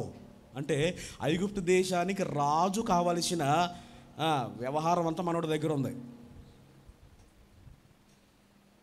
ఐగుప్తు దేశంలో రాజు కావలసిన వాడు ఫరో కుమార్తెకు కుమారుడుగా వారసత్వాన్ని పొందుకునే అర్హత కలిగిన వాడు. ఆ పొందుకునే అవకాశం ఉన్నా ఏమన్నాడు తెలుసా? హెబ్రీ పత్రికలో ఉంటుంది, అల్పకాల పాప భోగములు అనుభవించుట కంటే దేవుని ప్రజల విషయమై నింద అనుభవించుట గొప్ప భాగ్యమని ఎంచుకున్నాడు. ఏమండి, బతుకులో ఎవడైనా కష్టపడి సుఖపడవచ్చు, అవునా? కానీ సుఖపడిపోయిన వాడు కష్టపడగలడా? అసలు జరిగే పని అనేది. ఇప్పుడు ఏమిటి పరిస్థితి? 40 సంవత్సరాలు సుఖపడిపోయాడు. ఇప్పుడు సుఖపడిపోయిన వాడు సుఖాన్ని వదులుకోవడానికి ఇష్టపడడు, ఆ సుఖాన్ని దక్కించుకోవడానికి ప్రయత్నం చేస్తాడు. కానీ ఇతను ఏం చేశాడు? అల్పకాల పాప భోగములు అనుభవించుట కంటే దేవుని ప్రజల విషయమైన నింద గొప్ప భాగ్యమని ఎంచుకొని ఐగుప్తు ఆశలను విడిచి ఎవరి పక్షానికి వచ్చేశాడు? దేవుని ప్రజల పక్షానికి వచ్చేశాడు. దేవుని పక్షానికి వచ్చేశాడు. ఏమున్నాయి ఇక్కడ? వెట్టి చాకరీ ఉంది ఇక్కడ, అణిచివేయబడిన స్థితి ఉంది ఇక్కడ, నెమ్మది లేని స్థితి ఉంది ఇక్కడ, కోరికలను చంపేసుకున్నాడు, ఆశలను చంపేసుకున్నాడు, సుఖాలను చంపేసుకున్నాడు, విలాసవంతమైన జీవితాన్ని విడిచిపెట్టాడు. ఎవరి కోసం? దేవుని ప్రజల కోసం. అనండి, అంటే ఇది త్యాగమా కాదా? గట్టిగా స్తోత్ర. ఇది ఇలాగుండగా ఒక రోజున ఎవరినో కొట్టాడట ఐగుప్తేయండి. వాడు ఏమైపోయాడు? చచ్చిపోయాడు. ఈ మాట ఎక్కడ తెలిస్తే ఈయన తీసుకెళ్ళి లోపలడేస్తారు అని అక్కడి నుంచి పారిపోయాడు. ఎక్కడికో తెలుసా? మిద్యానుకి వెళ్ళిపోయాడు. మిద్యాను అనండి, ఎడారదంతా. ఎన్ని సంవత్సరాలు? 40. ఎన్ని? ఏం చేశాడు? 40 సంవత్సరాలు గొర్రెలు కాశాడు. అనండి, ఏమిటి? సింహాసనం మీద కూర్చునే వ్యవహారం ఉన్నవాడు ఇప్పుడు ఏం కాస్తున్నాడు? ఎవరి కోసం ఇదంతా? దేవుని కోసం, దేవుని ప్రజల కోసం. 40 సంవత్సరాలు దేవుడు పిలుపు లేదు. మోసే బాగున్నావా? How are you? ఎలా ఉంది జీవితం? పర్లేదు, ఎవ్రీథింగ్ ఇస్ ఫైన్, అన్నీ బాగున్నాయా అనేవాళ్ళు లేరు అక్కడ. ఇత్రో అనే మనిషి కనపడ్డాడట. ఆ ఇత్రోకి మంద ఉంటే దాన్ని మేపుతుండట ఈయన. అంటే ఇతనికి సొంత మందా లేదండి. ఒక మాటలు చెప్పాలంటే ఊడిగం చేస్తుండు. అది పాడేరుతనం అంటాంగా మనం. అది ఈ 40 సంవత్సరాలు అయిపోయిన తర్వాత అప్పుడు పొద మండింది. ఏం మండింది? అది దేవుడు వచ్చాడు. మరి ఇక బయలుదేరాలి. ఎక్కడికి నాయనా? మళ్ళీ అక్కడికే. అయ్యా 80 సంవత్సరాలు అయిపోయింది అయ్యా, ఏం బర్రెలకు 40 ఉన్నాయి అంటే 40 సంవత్సరాలు దేవుని ప్రజల కోసమే అక్కడ, మళ్ళీ 40 సంవత్సరాలు కోపం, ఇతరులో ఉన్న పగ కక్షలు పోయి సాత్విక రావడానికి ఇక్కడ 40. మళ్ళీ ఇప్పుడు ఏమంటున్నాడు? రైట్, బయలుదేరారు. ఎక్కడికి నాయన? నా ప్రజలను తీసుకురావాలిగా. అంటే ఈ 120 సంవత్సరాల్లో మోషే తన కోసం బ్రతికిన దినాలు లేవు, తన కొరకు సంతోషించిన దినాలు లేవు. ఇక ఉదయం లేచిన కాడి నుంచి ప్రజల కోసం ఆలోచించే మనసు మోషేది. స్తోత్ర. అందుకనే ఏమన్నాడు? మోషే అంతటి సాత్వికుడు భూమి మీద ఎవరో లేరు. అతడు నా ఇంట్లో, నా ఇల్లంతట్లో ఎవరైనా నమ్మకస్తుడు. దేవునికి స్తోత్ర. ఈనాడు అలాంటి స్వభావం కలిగిన సేవకుని దేవుడు మీకు ఇచ్చాడు. మీ ఆత్మల కొరకు ప్రయాసపడి, మీ ఆత్మల కొరకు భారముతో ప్రార్థన చేసి, సత్య మార్గములు నడిపిస్తూ పరిపూర్ణత వైపు మిమ్మల్ని నడిపించడానికి మీ కొరకు పోట పడగలిగిన సేవకుని మీకు ఇచ్చాడు. స్తోత్ర. ఇప్పుడు సేవకుని క్షేమము సంఘానికి క్షేమమా కాదా? చెప్పాలి గట్టిగా. అంటే మీరు బాగుండాలంటే ఎవరు బాగుండాలి? అది సేవకుడు సంఘం కొరకు ఆలోచిస్తూ ఉండగా సంఘము సేవకుని గురించి ఆలోచన చేయాలి. ఇశ్రాయేలీయులు భయంకరమైన యుద్ధంలో ఉన్నారట. మోషే చేతులెత్తి పైకి వచ్చి ప్రార్థన చేస్తుండో, చేతులు ఎత్తినంతసేపు ఏమొస్తుంది? ఇశ్రాయేలీకి జయం వస్తుంది. ఈ చేతులు లాగేసి కిందకి దింపుతుంటే ఇశ్రాయేలీలు ఓడిపోతున్నారు. అప్పుడు హూరు అహరోన్ అనేటువంటి ఇద్దరు వచ్చి ఈ ప్రక్కన ఒకళ్ళు ఆ ప్రక్కన ఒకళ్ళు అదిని పట్టుకున్నారట. అంటే సేవకునికి నొప్పి కలగకుండా, అంటే సేవకునికి నొప్పి కలిగితే కింద ఏమవుతుంది? వీళ్ళకి ఓటం వచ్చేస్తుంది. కానీ సేవకునికి బాధ రాకుండా సపోర్ట్గా ఉంటే ఇక్కడేమొస్తుంది? అంటే మీ జీవితంలో, మీ కుటుంబంలో విజయము, సంతోషం, అభిషేకము, కృపాక్షేమము రావాలి అంటే సేవకుడు చేతులెత్తాలి. సేవకుడు చేతులెత్తినప్పుడు చేతులు భారముగా అనిపిస్తే ఆ సేవకునికి వెన్నుదన్నుగా ఉండేవాళ్ళు, సేవకుని దర్శనాన్ని మోసేవాళ్ళు, సేవకుని భారాన్ని మోసేవాళ్ళు గనక ఉంటే ఆ సంఘం వృద్ధి అవుతుంది. స్తోత్రం చెప్పాలి. హల్లెలూయా. ఇక ఏది కూడా సంఘం ముందు నిలబడలేదు. బైబిల్ గ్రంథం నోవాహు గారిని పిలిచి అన్నాడు, ఓడ కట్టు అన్నాడు. ఏం కట్టమన్నాడు? ఇప్పుడు నోవాహు దర్శనం ఏమిటి? ఓడ కట్టడం అనండి. ఇప్పుడు నోవాహు దర్శనమే, నోవాహు భార్య దర్శనం, ఆవిడకి ఏమైనా సపరేట్ దర్శనం ఉంటుందా? ఇప్పుడు నోవాహుకి అతనికి భార్యకి ఒక దర్శనం ఉన్నా నోవాహు కుమారులకి సపరేట్ దర్శనం ఏమైనా ఉందా? కోళ్ళకి సపరేట్ దర్శనం ఏమైనా ఉందా? లేదు. ఇప్పుడు నోవాహు దర్శనమే అతని భార్య దర్శనం, నోవాహు భార్య భర్తల దర్శనమే కుమారుల దర్శనం, నోవాహు కుమారుల దర్శనమే అది. కాబట్టి దేవుని సేవకుని దర్శనమే సంఘ దర్శనం. సేవకునికి ఏమండి సలహాలు ఇవ్వచ్చు, అభిప్రాయాలు చెప్పొచ్చు, కానీ కమాండింగ్ డిమాండింగ్ పనికిరాదండి. ఇవాళ చాలా చోట్ల ఎక్కువైపోయినాయి, ఇక్కడ లేదులే ప్రభు కృపను బట్టి. స్తోత్రం. అలాంటి వ్యవహారం ఏమో యేసు నామం నశించాలి. ఆమేనండి. అది ఇక్కడ కమాండింగ్ డిమాండింగ్ లేదు. ఎవరు కమాండింగ్ చేస్తే ఎవరు చేయాలి? సేవకుడు అనండి. డిమాండింగ్ చేస్తే ఎవరు చేయాలి? అది. స్తోత్ర. సేవకుని భారాన్ని మోయటమే నీ దర్శనం. ఎందుకనంటే సేవకుడు ప్రార్థన చేస్తేనే మహిమ దిగి వస్తుంది. సేవకుడు ధూపం వేస్తేనే దేవుని కార్యాలు చేస్తాడు. దేవునికి ప్రజలకు మధ్య సేవకుడు ఉన్నాడు కనుక ఆ సేవకుడు 3వ సాధనము. స్తోత్రం. కాబట్టి మీ ఆత్మీయ తల్లిదండ్రులు బాగుంటే ఎవరు బాగుంటారు? మీరు బాగుంటారు. మేము బాగుంటాం అనండి. మీరు బాగుండాలంటే ఎవరు బాగుండాలి? అది ఆయన బాగుండాలంటే ఆయన దర్శనం ఏంటో తెలుసుకోవాలి. సేవకుని భారం నీకు తెలియాలి, సేవకుని అవసరాలు తెలియాలి, సేవకుని దర్శనం నీకు తెలియాలి, సేవకుని గురు నీకు తెలియాలి. స్తోత్రం. హల్లెలూయా. ఎవరైతే సేవకుల విషయంలో నమ్మకంగా ఉంటారో దేవుడు వారి పట్ల నమ్మకమైన కార్యాలు దేవుడు చేస్తాడు. స్తోత్రం. మొత్తం ఎన్ని చెప్పా? 3 సాధనాలు చెప్పా, అవునా? చెప్పండి ఎన్ని? ఎందుకు ఈ సాధనాలు? ఎందుకు?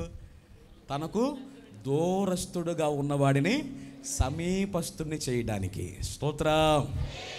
మొదటి సాధనము యేసయ్య కాగా, 2వ సాధనము ఆయన ఇచ్చిన మందిరము కాగా, 3వ సాధనము ఆయన ఏర్పాటు చేసుకున్న సేవకుడు.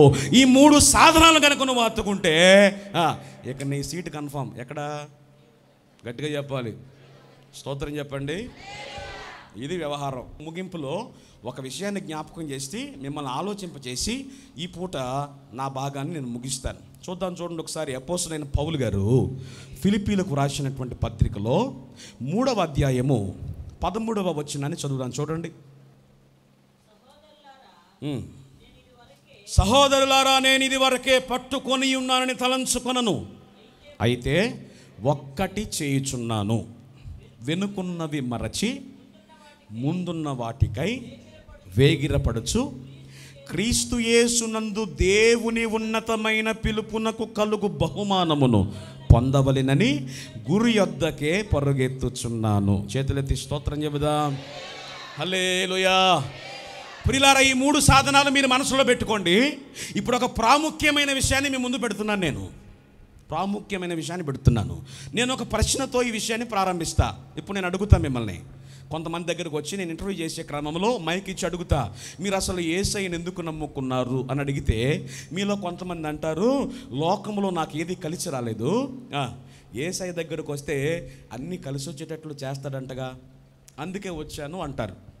ఇంకొంతమందిని అడిగితే వాళ్ళు అంటారు, లోకంలో పీకల్లో తప్పుల్లో కూరుకుపోయా, ప్రభువు దగ్గరకు వస్తే అప్పులన్నీ తీర్చేస్తాడంటగా, అందుకే వచ్చా అంటారు.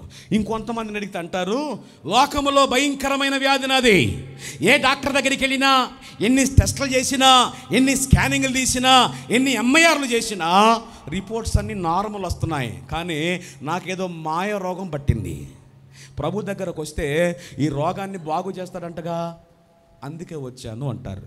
నా ప్రశ్న, యేసు ప్రభు దగ్గరికి వీటి కొరకేనా మనం వచ్చింది? అసలు వీటి కొరకే రావాలా? అసలు ప్రభువుని ఎందుకు నమ్ముకోవాలి? మనం ఎందుకు నమ్ముకోవాలి? అసలు ప్రభువుని ఆశ్రయించవలసిన అవసరమేమి? రక్షకుడుగా ఈ లోకానికి వచ్చాడు అంటున్నాం కదా. ఈ రక్షణ నీ ఆస్తులను కాపాడుతుందనా? ఈ రక్షణ నీకు ఆరోగ్యాన్ని ఇస్తుందనా? ఈ రక్షణ నీ అవసరాలను తీరుస్తుందనా? అందుకు వచ్చాడు ఆయన ఈ లోకానికి? భౌతిక పరమైన ఈవులు ఇవ్వడానికి వచ్చాడు ఆయన ఈ లోకానికి? నీ ఆశలు తీర్చడానికి వచ్చాడా? నువ్వు అంతస్తుల మీద అంతస్తులు కట్టుకోవడానికి వచ్చాడా? నీ బ్యాంకు బ్యాలెన్స్లు పెరగడానికి వచ్చాడా ఆయన? ఎందుకు వచ్చాడు ఆయన? ఎందుకు వచ్చాడు ఆయన? వాక్యం చెబుతుంది, నరుడు ఎంత స్థిరుడైనా వట్టి ఊపిరి, ఇంతలో కనబడి ఆవిరి. ఇంకొక ఆయన అంటాడు, మానవుని ఆయుష్ నువ్వు పెట్టడంతగా చేశావు. స్తోత్రం చెప్పండి. స్థిరముగా నీ లోకంలో ఉన్నావు నీవు. నేను అడుగుతున్నాను, వాక్య ప్రకారంగా చూస్తే మానవుని ఆయుష్ 70 సంవత్సరాలు, అధిక బలం ఉంటే 80. What next? తర్వాత ఏమిటి? చచ్చిపోతాం లేదా? భక్తులారా, మీరు ఉంటారు, ఇక్కడే ఉంటారా మీరు? ఏమవుతాం మనం? ఏ విధంగా చేతనైనా ఈ లోకాన్ని మనం విడిచిపెట్టాలి. నేనేమంటాను, విడిచిపెట్టిన తర్వాత ఎక్కడికి పోతావు? స్తోత్ర. హల్లెలూయా. యేసయ్యను ఎందుకు నమ్ముకోవాలో తెలుసా? ఈ వాక్యాన్ని మనం చదువుకున్నాం కదా. పౌలు అంటున్నాడు ఏమని? ఇదిగో వెనుకున్న వాటిని మరచి ముందున్న వాటికి పరిగెడుతున్నాను. ఇప్పుడు పౌలు గారి దగ్గరికి వెళ్ళి అడుగుతాను నేను, ఏమంటే పౌలు గారు ఎందుకు వచ్చారండి ఈ మార్గానికి? మీరు అప్పుల్లో ఉండవచ్చారంటే ఆయన నవ్వుతాడు నన్ను చూసి. ఎందుకో తెలుసా? అయ్యా, ఏం మాట్లాడుతున్నావు? అప్పులతో నేను రావటం ఏమిటి? అసలు యేసయ్యను రక్షకునిగా అంగీకరించే నాటికి నాకు 14,000 కోట్ల రూపాయల ఆస్తి ఉంది. ఎవరికే? పౌలు గారికంట. ఆ దమస్సు మార్గంలో ప్రభు అతను దర్శించే నాటికి పౌలు గారికి ఉన్న ఆస్తి ఎంతో తెలుసా? 14,000 కోట్లు. అనండి, ఈ తొడుక్కునే కోట్లు కాదు. ఎన్ని వేల కోట్లు? బీరువాలో 1,00,000 రూపాయలు ఉంటే మన వ్యవహారం మొత్తం వేరే ఉంటుంది. కాస్త నిల్వలోకి వస్తున్నామంటే మన చూపులు మారుతాయి, మాటలు మారుతాయి, ఆలోచనలు మారిపోతాయి. అంటే మనకున్న సమృద్ధిని బట్టి మనం ప్రవర్తిస్తూ ఉంటాం. పోనీ ఘనత కోసం వచ్చావా అని అడిగితే ఊరికో ఏం మాట్లాడుతున్నావు? ఘనత నాకేమిటయ్యా? నేను పరసేయుడు తెలుసా నీకు? నేను రోమా పౌరసత్వం కలిగిన వాడిని, గమలీయలనే గొప్ప గురువు దగ్గర విద్య నేర్చుకున్నాను నేను. నా అంతటి తత్వవేత్త ఇంకొకళ్ళు లేడు తెలుసా? అంతేనా? పోనీ ఏమైనా అధికారం కోసం వచ్చావా? ఊరికో ఏం మాట్లాడుతున్నావు? అధికారం ఏమిటి? అధికారం ఈనాడు ఒక ఎంపీ, మెంబర్ ఆఫ్ పార్లమెంట్కి ఉన్నంత సెక్యూరిటీ నాకు ఉంది. కారణం, సన్నిహితుని సభ అనే సభ ఉంది. ఆ సభలో నేను ప్రముఖమైన సభ్యుడిని తెలుసా నేను. మరి ఎందుకు వచ్చావు ఈ మార్గానికి? యేసుబాబు మార్గానికి ఎందుకు వచ్చావు కదా? లోకంలో మనకున్న బంధువులందరూ ఏమంటారు? ఏంటి మీరు కూడా దిగేశారా? ఏమంటే మీకు వినపట్లేదు ఈ మాటలు? మీరు కూడా పుచ్చేసుకున్నారా? ఏం పుచ్చుకున్నారు? మతం పుచ్చేసుకున్నారా? దిగిపోయారా? లేదు, మేము గోతిలో నుంచి పైకి ఎక్కాం, మేము గోతిలో దిగలా. స్తోత్ర. ఒకప్పుడు గోతిలో ఉన్నామేమో, కానీ మా సత్యం మా కళ్ళు తెరిపించగా అయ్యో గోతిలో నశించిపోతున్నామని మమ్మల్ని పైకి రావడానికి వచ్చిన ఆయనకి చేయించాం. ఆయన గోతిలో నుంచి పైకి నప్పాడు మమ్మల్ని. గోతిలోకి రాలా, గోతిలో నుంచి బయటకు వచ్చాం. దేవునికి స్తోత్ర. మరి ఇప్పుడు పౌలు గారు ఎందుకు ఈ మార్గంలోకి వచ్చావంటే ఆయన ఏమంటాడో తెలుసా? ఒకసారి చూడండి 3:9 ఫిలిప్పి. క్రీస్తును సంపాదించుకొని ధర్మశాస్త్ర మూలమైన నా నీతిని గాక క్రీస్తునందలి విశ్వాసములైన నీతి అనగా విశ్వాసమును బట్టి దేవుడు అనుగ్రహించు నీతి గలవాడనై ఆయన యందు అగపడు నిమిత్తము ఏ విధము చేతనైనను మృతులలో నుండి నాకు పునరుద్ధానము గలగవలెనని ఆయన మరణ విషయములో సమానుభవము కలిగిన వాడనై ఆయనను ఆయన పునరుద్ధాన బలము ఎరుగు నిమిత్తము ఆయన శ్రమలలో పాలివాడనగుట ఎట్టిదో ఎరుగు నిమిత్తమును సమస్తమును నష్టపరుచుకొని వాటిని పెంటతో సమానముగా. స్తోత్ర. అంటే ఎందుకు వచ్చాడు ఈ మార్గంలో కంటే చాలా సూటిగా మాట్లాడేస్తున్నాడు. ఏమని 10వ వచనంలో, ఏ విధము చేతనైనా మృతులలో నుండి నాకేం కలగాలి? మృతుల పునరుద్ధానం అంటే ఏమిటండి? ఈ లోకం కాదని చెప్పుకున్న మనం ఏదో ఒక రోజున ఈ లోకాన్ని విడిచిన తర్వాత ఈ శరీరము మట్టిలోంచి వచ్చింది కాబట్టి ఇది మట్టి అయిపోతుంది. ఆత్మ తాను దయచేసిన దేవుని దగ్గరకి చెప్పాలి, వెళుతుంది. ఈ ఆత్మ ఎక్కడి నుంచి వచ్చింది? దేవుని దగ్గర నుంచి వచ్చింది. దేవుడి ఆత్మను ఈ దేహంలో పెట్టినప్పుడు ఎలాగుంది? పరిశుద్ధముగా ఉంది, పవిత్రముగా ఉంది. కానీ మానవుడు పాపం చేసిన తర్వాత మానవుడు చేసిన పాపాన్ని బట్టి ఈ ఆత్మకు కళంకం అంటింది, అపవిత్రత అంటింది. ఈ దేహం అంటికి పోయినా ఈ ఆత్మ ఎక్కడికి వెళ్ళాలి? చెప్పాలి గట్టిగా. దేవుని దగ్గరికి వెళ్ళాలంటే మరి పవిత్రంగా లేదుగా, పరిశుద్ధత లేదుగా. పరిశుద్ధత లేదు కాబట్టి దేవుడు ఏమంటున్నాడు? ఇదిగో పాతాళానికి పడేస్తానంటున్నాడు నిన్ను. అంటే అది రెండవ మరణం. మొదటి మరణాన్ని తప్పించుకోవడం ఎవరి వల్ల కాదు.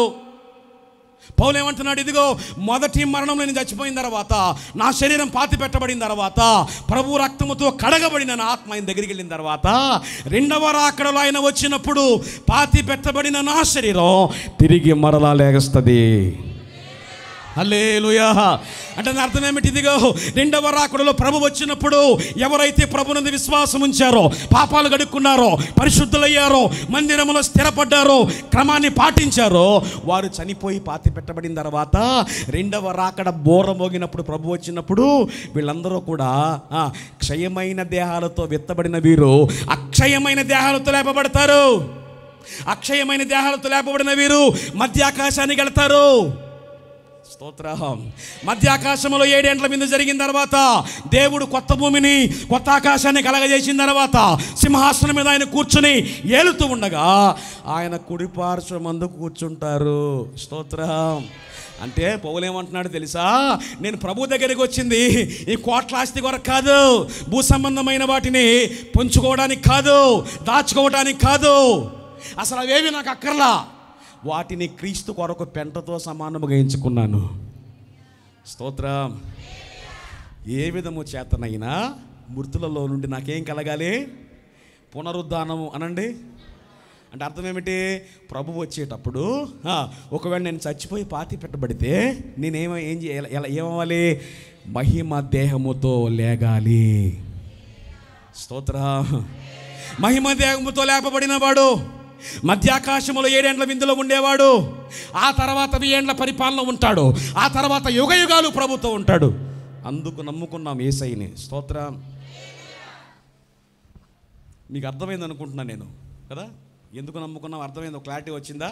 ఇప్పుడు మీలో కొంతమంది ఏమంటారు, అదేమిటండి మరి ఇక్కడ బాధలు ఏమిటండి, మరి ఇక్కడ అవసరతలు ఏమిటండి, మరి ఇక్కడ కష్టాలు ఏమిటండి, ఇక్కడ బ్రతకాలి కదండి, ఇక్కడ తినాలి కదండి అంటే ప్రభు ఒక మాట చెప్పారు, మొదట నా నీతిని చెప్పాలి కదా, మొదట నా నీతిని, నా రాజ్యాన్ని వెతకండి, ఆ తర్వాత మీకు ఏం కావాలో అడగండి, నా పరలోకపు తండ్రి వాటిని మీకు అనుగ్రహిస్తాడు. స్తోత్రం చెబుదాం. హల్లెలూయా. అంటే మొదట వెతకాల్సింది ఏమిటి? ఆయన నీతి. 2 రాజ్యం. నీతి అంటే ఏమిటి? నీతి లేని ఒకనికి నీతిమంతునిగా వచ్చి రక్తం గార్చి చనిపోయిన తర్వాత ద్వారా వచ్చిన నీతి రక్షణ. ఆ రక్షణ పొందుకుని 2 ఆయన రాజ్యం. ఏ రాజ్యం?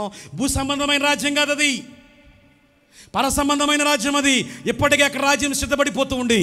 అంటే ఇక్కడ ఎవరైతే నీతిమంతులుగా మార్చబడ్డారు, రక్షించబడ్డారు, పవిత్రతను పొందుకొని పరిపూర్ణతలో బ్రతుకుతున్నారో వీళ్ళందరూ ఎక్కడుంటారు? ఆ రాజ్యంలో ఉంటారు. దేవునికి స్తోత్రం. ఇప్పుడు ఆయన వచ్చిన నీతికి, ఆయన ఇవ్వబోయే రాజ్యానికి ఈ 3 సాధనాలు మధ్యలో ఉన్నాయి. ఏమిటవి? 1 యేసయ్య, 2 మందిరము, 3 సేవకుడు. ఈ 3ని మనం దాటితేనే ఈ నీతిమంతులమైన మనము ఆ రాజ్యములో చోటు సంపాదించుకుంటాం. దేవునికి స్తోత్రం. ఈ వ్యవహారం అంతా చెప్పి ముందుకొస్తే పౌలు అన్నాడు, ఏ విధము చేతనైనా మృతుల నుండి పునరుద్ధానం కలగాలని చెప్పిన ఆయన అన్నాడు, వెనుకున్నవి మరచి అన్నాడు. ఏం చేయాలి? మరచి ముందున్న వాటికై వేగిరపడుచు, క్రీస్తు యేసునందున్న ఉన్నతమైన పిలుపునకు కలుగు బహుమానము పొందాలని ఎక్కడికి వెళ్తున్నా? గురి దగ్గరకి పరిగెడుతున్నా. దేవునికి స్తోత్రం. హల్లెలూయా. అంటే ఇప్పుడు పౌలు గారి ముందేముంది చెప్పండి? పౌలు గారి ముందేముంది? బహుమానం అనండి, గట్టిగా చెప్పాలి.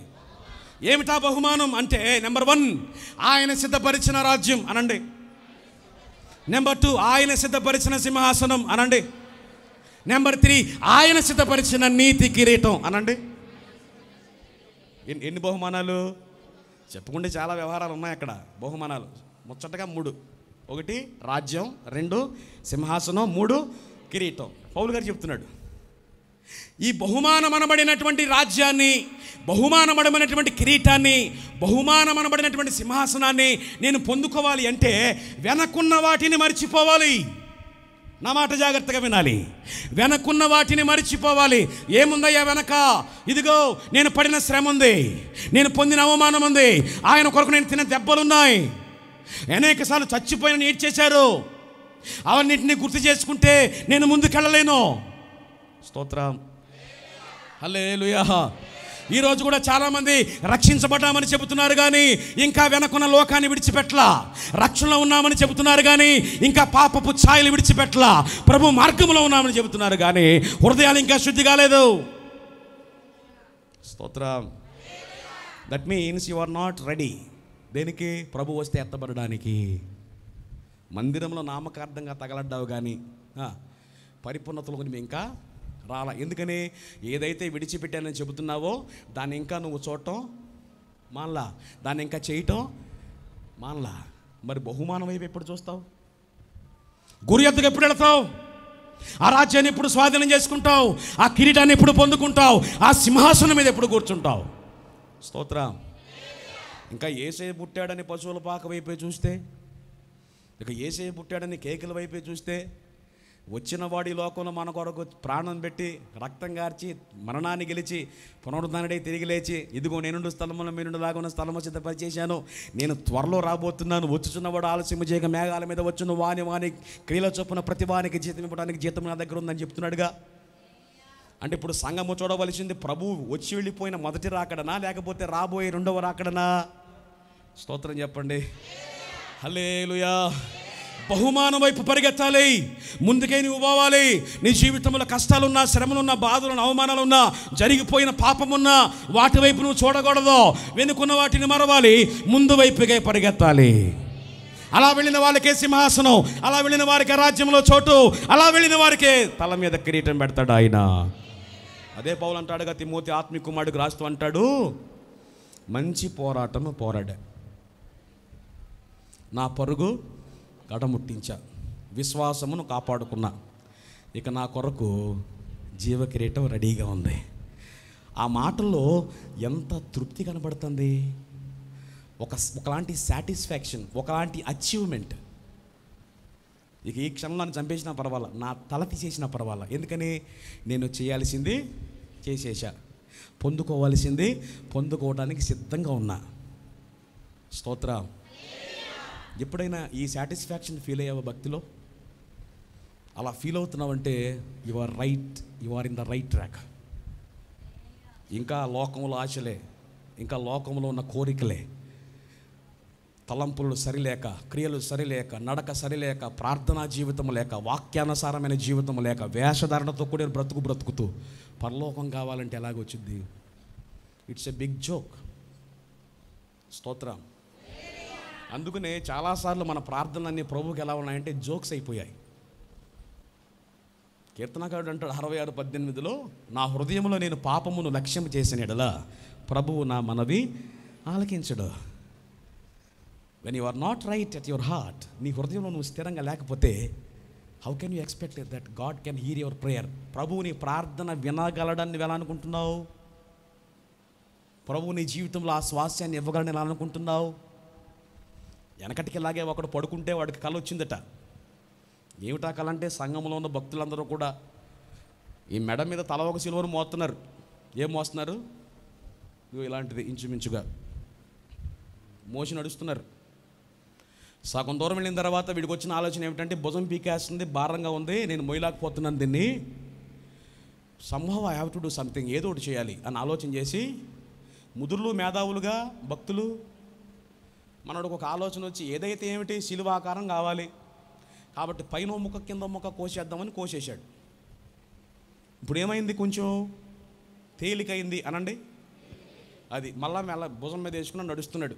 మళ్ళా కొంచెం దూరం వెళ్ళిన తర్వాత మళ్ళీ అదే ఫీలింగ్, భుజం పీకేస్తుంది. మళ్ళా ఆగాడు, ఏమైతే ఏందిలే కొంచెం కోద్దాం అని ఇంకొంచెం కోసాడు.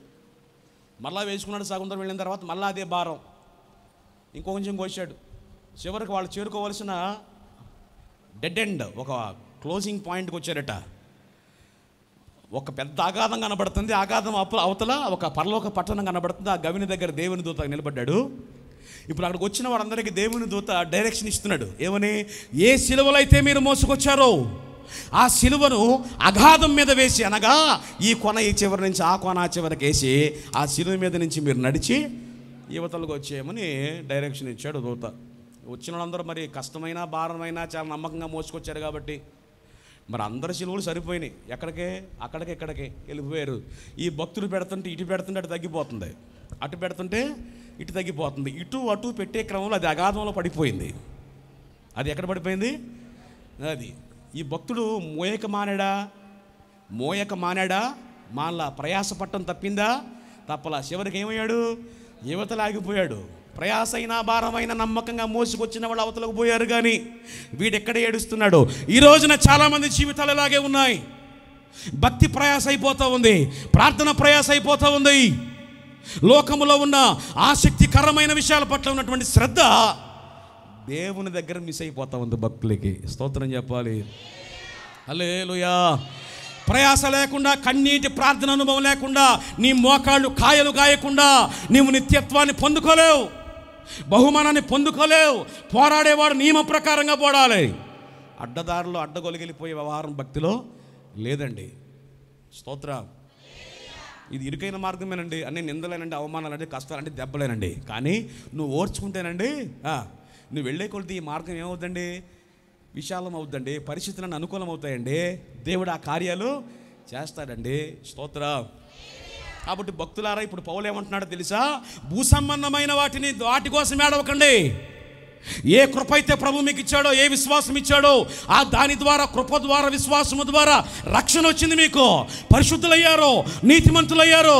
కాబట్టి మందిరములో సేవకుని సమక్షంలో మీరు ఆ నీతిలో, పరిపూర్ణతలో సంపూర్ణులైతే, నేను వచ్చే నాటికి మీరు నమ్మకస్తులుగా ఉంటే మిమ్మల్ని నేనేం చేస్తాను? తీసుకెళ్తాను. ఆ బహుమానం మీకు ఇస్తాను, ఆ సింహాసనం మీకు ఇస్తాను, ఆ కిరీటం మీకు ఇస్తాను, ఆ రాజ్యంలో ఉన్నతమైన ఘనత మీకు ఇస్తాను. స్తోత్రం చెప్పండి. ఇప్పుడు ఆ ఘనత రావాలంటే నువ్వు దేన్ని దాటాలి? రక్షకుణ్ణి దాటాలి, మందిరాన్ని దాటాలి, సేవకుణ్ణి దాటాలి. ఈ 3 అనుభవాలు నీ బ్రతుకులో ఉంటేనే ఆ బహుమానం నువ్వు పొందుకుంటావు. స్తోత్రం. హల్లెలూయా. కాబట్టి నువ్వు ముందుకే పోవాలి, కానీ చెప్పండి వెనక్కే చూడు. పౌలు చెప్తున్నాడుగా, వెనుక్కున్నవి మరచి ముందున్న వాటికై వేగిరపడు. ఇప్పటికే చాలా లేట్ చేశావు. It's almost late. చాలా ఆలస్యం చేశావు, చాలా నిర్లక్ష్యంగా ఉన్నావు. సో మందిరంలో నిజమైన ఆశీర్వాదం నువ్వు పొందుకోవాలంటే, నువ్వు పరిపూర్ణుడు కావాలి అంటే నమ్మకముగా ఉండు. రక్షణలోనికి రా. ఇంకా రక్షణ పొందకపోతే రాబోయే దినాలు చాలా గడ్డు దినాలు. ఏ దినమో ఏ గడియో ఎవరికి తెలియదు. ఇంకా ప్రభువును రక్షకునిగా అంగీకరించకుండా, బాప్తిస్మం పొందకుండా, మారు మనసు పొందకుండా, నామకార్థమైన విశ్వాసిగా నీవు ఉంటే నువ్వు యువతలాగిపోతావు. నువ్వు అవతలకే అవతలకే రాలేవు. అభిమాని ఎప్పటికీ బిడ్డ కాలేడు. అభిమానం వేరు, కుమారత్వం చెప్పాలి గట్టిగా. అభిమానం వేరు, కుమారత్వం వేరు. అంటే ఇప్పుడు ఎవరిని రక్షిస్తాడు ఆయన? ఎవరికి స్వాస్యం అంటే కుమారునిగా మారిన వాడికి, కుమార్తెగా మారిన వారికి. అభిమానులకి ఏముండదు కదా. వీళ్ళ అభిమానం చూపిస్తే ఆయన కూడా అభిమానం చూపిస్తాడంతే, వ్యవహారం ఏమి లేదు. సో అభిమానులు ఎవరు, కుమారులు ఎవరు అంటే రక్షణ పొందకుండా ఎవరైతే నామకార్థంగా కొనసాగుతారో వాళ్ళు దేవునికి అభిమానులు. మరి కుమారులు కుమార్తెలు ఎవరు? ఆయనే రక్షకుడిని నమ్మి, పాపాలకు విడుదల ప్రాయశ్చిత్తం ఆయన రక్తం ద్వారానే నమ్మి మారు మనసు పొంది బాప్తిసం తీసుకుని సంఘంలో స్థిరపడతారో వాళ్ళు కుమారులు అడుగుతారు. ఇప్పుడు దేవుని బాధ్యత అభిమానుల మీద ఎక్కువ ఉంటుందా, కుమారుల మీద ఎక్కువ ఉంటుందా? అభిమానుల మీద ఉంటుందా? అది స్తోత్రం చెప్పండి. అభిమానులు ఎంత ప్రేమించినా వాస్తవమైన బాధ్యత ఎవరి మీద చూపిస్తాం? అది నువ్వేమనుకుంటున్నావు అంటే మందిరంలో ఉన్నానని, కానీ ఆయన ఫీలింగ్ ఏమిటి? నువ్వు ఇంకా బయటే తగలడ్డావు, లోపలికి ఇంకా రాలా.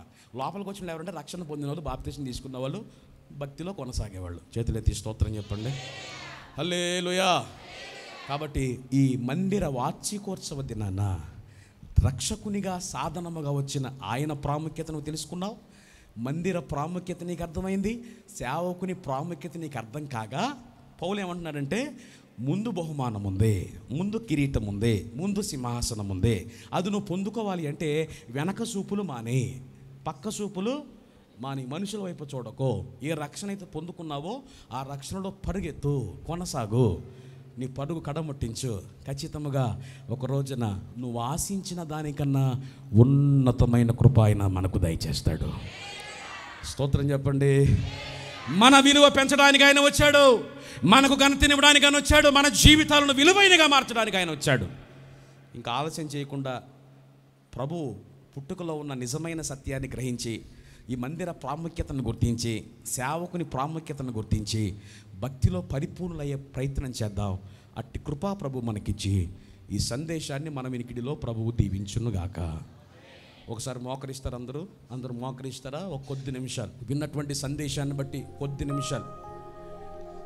నిమిషాలు నోరులు తెరిచి ప్రార్థన చేస్తారా? ప్రభువా, అసలు ఈ మార్గంలో నీకు ఎందుకు వచ్చామో తెలియకయే భక్తి చేశాము ఇంతకాలం, కానీ ఈ రోజున మా ఆత్మీయ నేత్రాలు మీరు తెరిపించారు. అసలు నువ్వు ఈ లోకానికి రావటంలో ఉన్న ఉద్దేశం మీ దాసునితో మాట్లాడారు. మందిర ప్రాముఖ్యతను గురించి మాట్లాడారు, సేవకుని ప్రాముఖ్యతను గురించి మాట్లాడారు. మీరు ఇచ్చినటువంటి సందేశాన్ని బట్టి నీకే స్తోత్రం, స్తోత్రం, స్తోత్రం. ప్రతి ఒక్క నోరు తెరిచి ప్రార్థన చేయాలి. ఈ మధ్యాహ్నం వేళ ఇంకా నేను నిర్లక్ష్యంగా ఉంటున్నానేమో ప్రభువా, దయచేసి నన్ను మన్నించండి.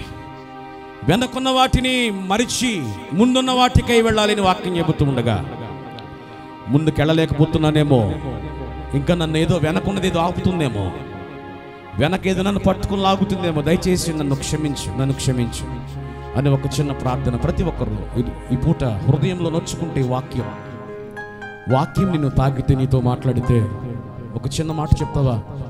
గురి యొద్దకి పరిగెడతాను నాయన, మీరు ఇవ్వబోయేటువంటి బహుమానం, ఆ సింహాసనం, ఆ కిరీటం, దాన్ని పొందుకుంటాను. గ్లోరీ కలరదరందలర శందలరదరందలరే. Praise the Lord. స్తోత్రం, హల్లెలూయా. ఎండిన నేలైనను నీ స్వరము వినిపించును, ఆశలు చిగురించును, తీరము నడిపించును. ఎండిన నేలైనను నీ స్వరము వినిపించును, ఆశలు చిగురించును, తీరము నడిపించును. ఎండిన నేలైనను ఎడారిలో ఏదేనుల అరణ్యములో ఆశ్రయపురముల, ఎడారిలో ఏదేనుల అరణ్యములో ఆశ్రయపురముల ఎండిన నేలైనను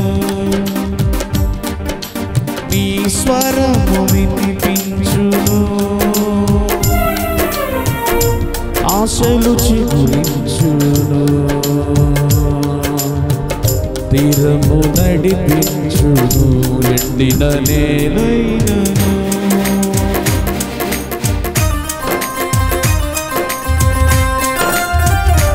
ఈ శ్రేష్టమైన ఈ మందిర ప్రతిష్ఠిత దినాన భక్తి జీవితం యొక్క ప్రాముఖ్యత, మనము చేరుకోవలసిన గురి,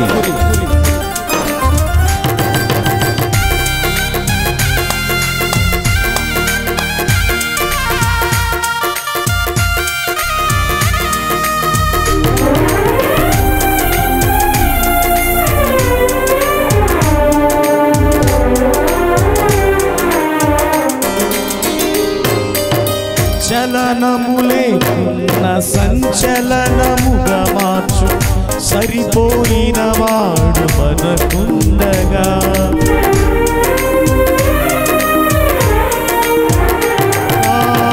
చలనములేకున్న సంచలనముగా మార్చు సరిపోయిన వాడు మనకుండగా. ఎడారిలో ఏదేను అరణ్యములో ఆశ్రయపురముల, ఎడారిలో ఏదేనుల అరణ్యములో ఆశ్రయపురముల, ఎండిన నేలైనను నీ స్వరము వినిపించును, ఆశలు చిగురించును, తీరము నడిపించును.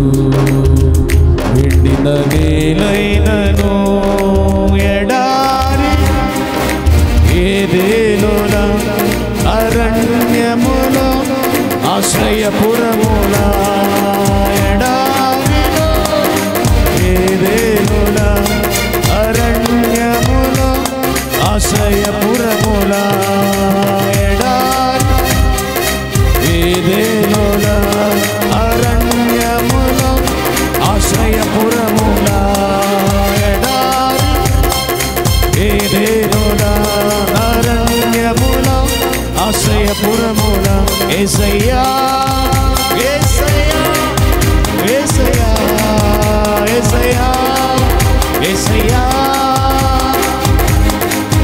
యేసయ్యా యేసయ్యా యేసయ్యా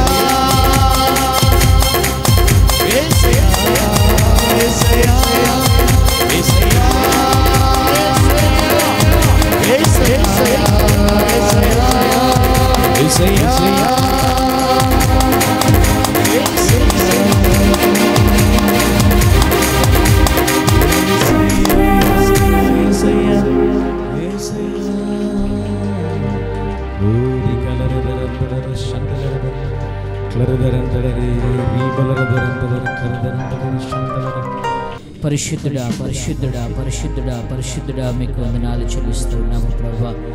నా తండ్రి ప్రభా, నీ సేవకుని యొక్క ముఖ కాంతిలో నుంచి ప్రభా నాతో మాతో అందరితో మాట్లాడిన విధానాన్ని బట్టి స్తుతి చెల్లిస్తున్నాము ప్రభా. అయ్యా నా తండ్రి నాయన పారిపోయిన మనం ప్రభా మమ్మల్ని తండ్రి ప్రభా నీ కుమారుడైన యేసుక్రీస్తు ద్వారా తండ్రి నాయన అయ్యా నీ యొక్క మందిరము ద్వారా నా తండ్రి నీ యొక్క సేవకుని ద్వారా ప్రభా మమ్మల్ని దగ్గరకు చేసుకున్నందుకై మీకు వందనాలు చెల్లిస్తున్నాం. మమ్మల్ని సమీపస్తులుగా చేసినందుకు వందనాలు చెల్లిస్తున్నాం ప్రభా. కుమారత్వమును మాకు అనుగ్రహించినందుకు వందనాలు తండ్రి. అయ్యా తండ్రి నైనా ప్రభా వెనుకున్న వాటిని మరచి అయ్యా ముందున్న వాటికై తండ్రి నైనా మేము ప్రభా గురు యొద్దకు పరిగెత్తినట్లు సహాయం దయచేయండి. నిత్య రాజ్య వారసత్వమును ప్రభా మా అందరికీ దయచేయమని కోరుతా ఉన్నాను తండ్రి. మా ప్రభా మమ్మల్ని సమీపస్తులుగా చేసినందుకు వందనాలు తండ్రి. వెనుకున్న మా బాధలు ప్రభా, వెనుకున్న మా శ్రమను తండ్రి అయా మనుషుల్ని చూడక తండ్రి నాయన నిన్ను చూసి నిన్ను పోలి మేము నడుచుకోవడానికి సహాయం చేయండి. ఇంకనూ రక్షణ నిర్లక్ష్యం చేస్తున్నామేమో ప్రభా, దయతో మమ్మల్ని క్షమించండి తండ్రి, దయతో మమ్మల్ని క్షమించండి ప్రభా. అయా నీ రాజ్యమును తండ్రి, సింహాసనమును ప్రభువా, కిరీటమును తండ్రి ప్రభువా మా అందరికీ దయచేయమని కోరుతా ఉన్నాను తండ్రి. వాక్యం ఇచ్చిన నీ దాసులను జ్ఞాపకం చేసుకోండి. ఇంకను మేడంతల ఆత్మతో అభిషేకించండి. అనేకమైన చోట్ల బలమైన మీ సాధనముగా, నీ నోటి పనిముట్టుగా ప్రభువా నీ సేవకులను బలపరిచి వాడుకోమని కోరుతున్నాను తండ్రి. ఈ మందిర పరిచయం అంతటిని దీవించండి. మీ యొక్క మహిమ, ఘనత, కీర్తి, ప్రభావాలు మీకు అర్పిస్తారు. నీకు సమీపస్తులకు మమ్మల్ని అందరినీ చేయమని కోరుతూ యేసయ్య పరిశుద్ధ నామములో అడిగి వేడుకొంచున్నాను తండ్రి. ఆమేన్. కూర్చుందాం. దేవుడు మన యొక్క దైవజనులను ఆయన ఆత్మతో అభిషేకించి మోజేసయ్య గారి ద్వారా ఆత్మదేవుడా అనే ఆడియో సీడీని ఇప్పుడు ఆవిష్కరించబోతున్నారు కనుక ఈ యొక్క కార్యక్రమం కూడా మనం నడిపించుకుందాం. స్తోత్రం, స్తోత్రం. అందరూ స్తోత్రాలు చెప్దాం, స్తోత్రాలు చెల్లిద్దాం. దేవుడు కృపనిచ్చినందుకు ఈ చక్కటి ఆల్బమ్ను, ఆత్మదేవుడా అనేటువంటి ఆల్బమ్ను దేవుడు సిద్ధం చేసి తన దాసులకు ఇచ్చినటువంటి ఆ యొక్క తలంపులు, ఆ భావాలు, సంగీతం సమకూర్చబడగా తమ్ముడు రాజు విల్సన్ గారి సమక్షంలో సిద్ధపరచబడినటువంటి చక్కని శ్రావ్యమైన సంగీతంతో కూడినటువంటి ఈ ఆల్బమ్ అనేక మందికి దీవెన కర్మగా ఉన్నట్లుగా స్తోత్రాలు చెల్లిద్దాం ప్రభువుకు. స్తోత్రం, స్తోత్రం, స్తోత్రం, స్తోత్రం, స్తోత్రం, స్తోత్రం, స్తోత్రం, స్తోత్రం, స్తోత్రం. కృప కలిగిన దేవుడు తన దాసులకు ఇచ్చినటువంటి గొప్ప జ్ఞానాన్ని బట్టి, భావజాలాన్ని బట్టి తండ్రిని దేవునికి స్తోత్రాలు చెల్లిద్దాం. స్తోత్రం, స్తోత్రం. చేతులు పైకెట్టి స్తోత్రాలు చెల్లిద్దాం. స్తోత్రం, స్తోత్రం, స్తోత్రం. ఈ ఆల్బమ్ను ప్రతిష్ఠిస్తూ ఉండగా ఆత్మదేవుడు దీన్ని అభిషేకించులాగున ఎంతమంది అయితే ఈ పాటలు వింటూ ఉన్నారో వారందరూ కూడా ఆత్మలో దాహము తీర్చబడలాగున అనేక మందిని ఆలోచింపచేసేటువంటి రీతిలో ప్రభు సన్నిధిలో ఉన్నటువంటి ఆ యొక్క శక్తిని, ప్రభావాన్ని అనుభవించగలిగిన రీతిలో అనేక మందిని ఈ పాటలు నడిపించులాగన స్తోత్రాలు చెల్లిద్దాం. స్తోత్రమయ్యా, స్తోత్రం, స్తోత్రం, స్తోత్రం, స్తోత్రం, స్తోత్రం, స్తోత్రం. ఇలాంటివి ఎన్నో ఆల్బమ్లో ఎన్నో పాటలను దేవుడు తన దాసునికి ఇచ్చి రాబోయే దినాల్లో నూతన సంవత్సరములో ఒక నూతన ఉత్తేజాన్ని, నూతన భావజాలాన్ని దేవుడు తన సేవకునికి ఇచ్చేలాగున యేసయ్యకు స్తోత్రాలు చెల్లిద్దాం. స్తోత్రం, స్తోత్రం, స్తోత్రం, స్తోత్రం. దీనిని సిద్ధపరచడానికి ప్రయాసపడినటువంటి వ్యక్తులు, దీని కొరకు సహకరించిన వ్యక్తులు, అదేవిధముగా సంగీతము సమకూర్చడానికి జ్ఞానాన్ని ఇచ్చినటువంటి తమ్ముడు విల్సన్ గారికి ఇంకా రాబోయే దినాలు అనేకమైనటువంటి కార్యాలు వారి స్టూడియోస్ ద్వారా ప్రభు జరిగించులాగున వారిని బట్టి ప్రభువుకు స్తోత్రాలు చెల్లిద్దాం. స్తోత్రం, స్తోత్రం, స్తోత్రం, స్తోత్రం, స్తోత్రం. పరిశుద్ధుడా, కృప కలిగిన తండ్రి, ఈ శ్రేష్ఠ సమయంలో మీ దాసులు మోజెస్ గారిని బట్టి, తల్లిగారు కృపగారిని బట్టి నేను స్తుతిస్తూ ఉన్నా. ఈ తండ్రి కృపా సన్నిధి పరిచయలను మీరు ప్రేమించారు. ఇదిగో నాయన ఇప్పటికే 2 ఆల్బములు ప్రభువా నాయన మహిమపరచబడే రీతిలో, మీరు మహిమపరచబడే రీతిలో అవి విడుదల చేయబడగా ఇదిగో ప్రభు ఈ సంవత్సరాంతంలో ప్రభువా ఈ 3వ ఆల్బమును ప్రభువా దేవా మీ నామమును ప్రతిష్ఠిస్తున్నాము నాయన. దయచేసి దీన్ని అభిషేకించండి. దీనిలో ఉన్న పాటలు ఎంతమంది అయితే వింటూ ఉన్నారో వారందరి హృదయాలను మీరు తాకండి నాయన. వారి ఆధ్యాత్మిక దప్పికను మీరు తీర్చండి.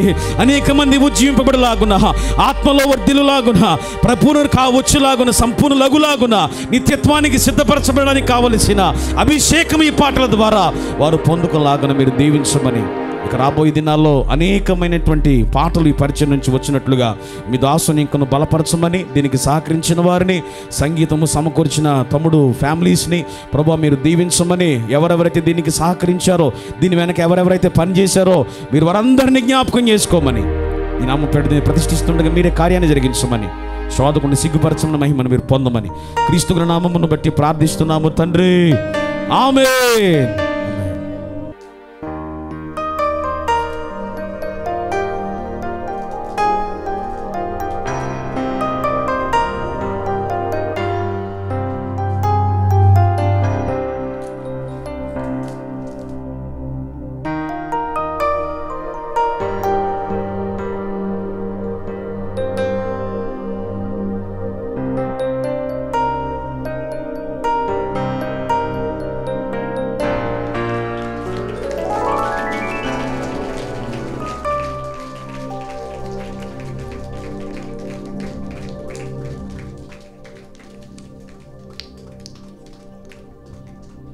తండ్రి, కుమార, పరిశుద్ధాత్మ త్రియేక దేవుని నామములో ఆత్మదేవుడా అనేటువంటి ఈ ఆల్బమ్ను ప్రతిష్ఠిస్తున్నాం.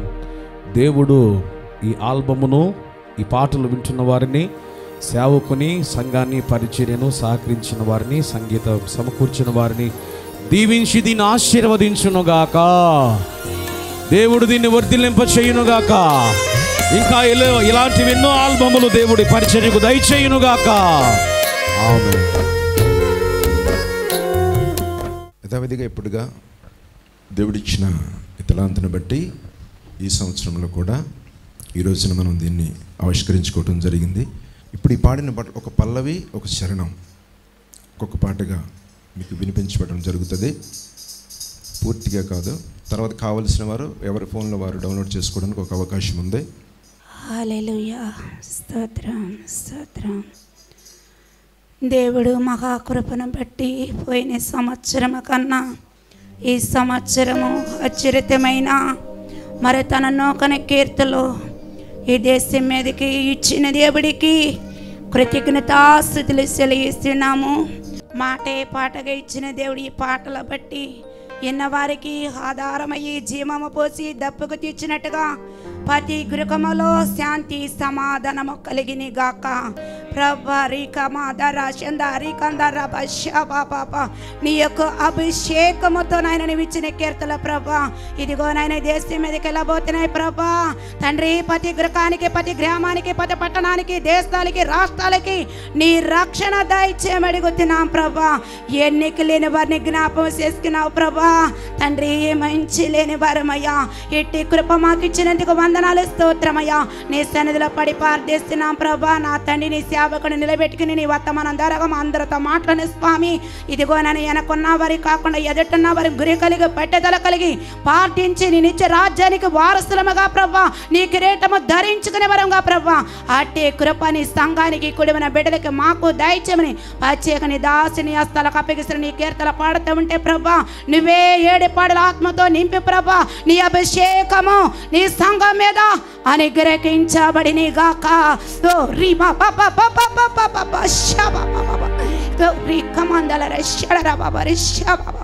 ప్రభా, నీ గొప్ప కార్యాలు జరిగించి మహిమ ఘనత ప్రభావాలు నేనే పొందుకోమని ప్రభా, ఈ పరిచర్యలు వాడబడబడి ప్రత్యేకంగా యేసునామములో అడిగి వేడుకుంటున్నాం పరమ తండ్రి, ఆమేన్. కృపమ్మ గారు ఆవిష్కరించడం జరుగుతుంది. దాన్ని వింటూ దేవుని నామాన్ని మహిమపరుద్దాం. రక్షకుడైన యేసయ్య, రక్షకుడైన యేసయ్యా, దివి నుండి భువికొచ్చిన మా యేసయ్యా, నీకే స్తోత్రములు ప్రభువా, నీకే స్తోత్రములు, నీకే స్తోత్రములు ప్రభువా, స్తుతి స్తోత్రములయ్యా. రక్షకుడైన యేసయ్యా, నీ రక్షణ మాకు ఇచ్చుటకు ఈ లోకముకొచ్చితివి.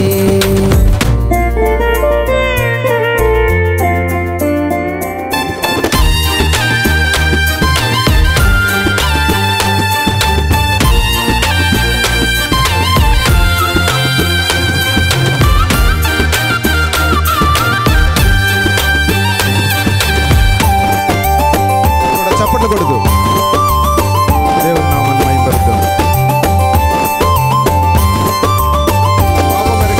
పాపమెరుగని పరమాత్ముడు పశుశాలలో ఉండే, పరమాత్ముడైన పరిశుద్ధుడు నిరుపేదగా బ్రతికే.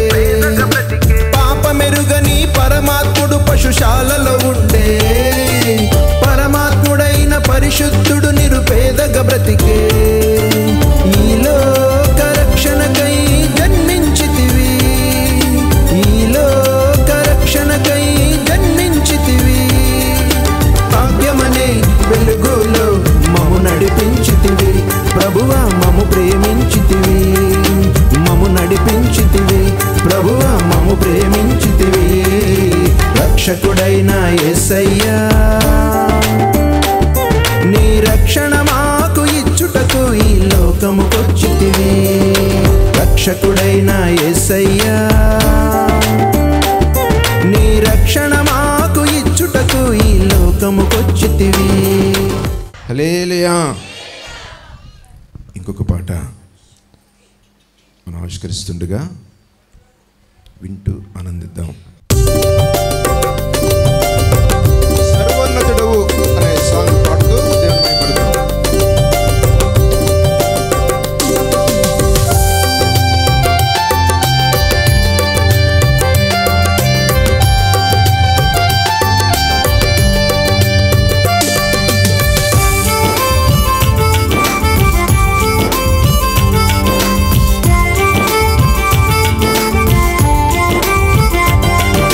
సర్వోన్నతుడవు సర్వశక్తుడవు నీవే యేసయ్యా, నీవే యేసయ్యా.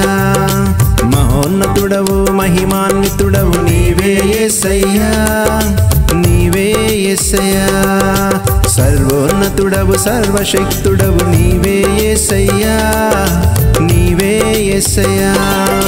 మహోన్నతుడవు మహిమాన్వితుడవు నీవే యేసయ్యా, నీవే యేసయ్యా. సర్వోన్నతుడా మహిమాన్వితుడా మనోహరుడా మా యేసయ్యా. సర్వోన్నతుడా మహిమాన్వితుడా మనోహరుడా మా యేసయ్యా. సర్వోన్నతుడవు సర్వశక్తుడవు నీవే యేసయ్యా, నీవే యేసయ్యా. మహోన్నతుడవు మహిమాన్వితుడవు నీవే యేసయ్యా, నీవే యేసయ్యా.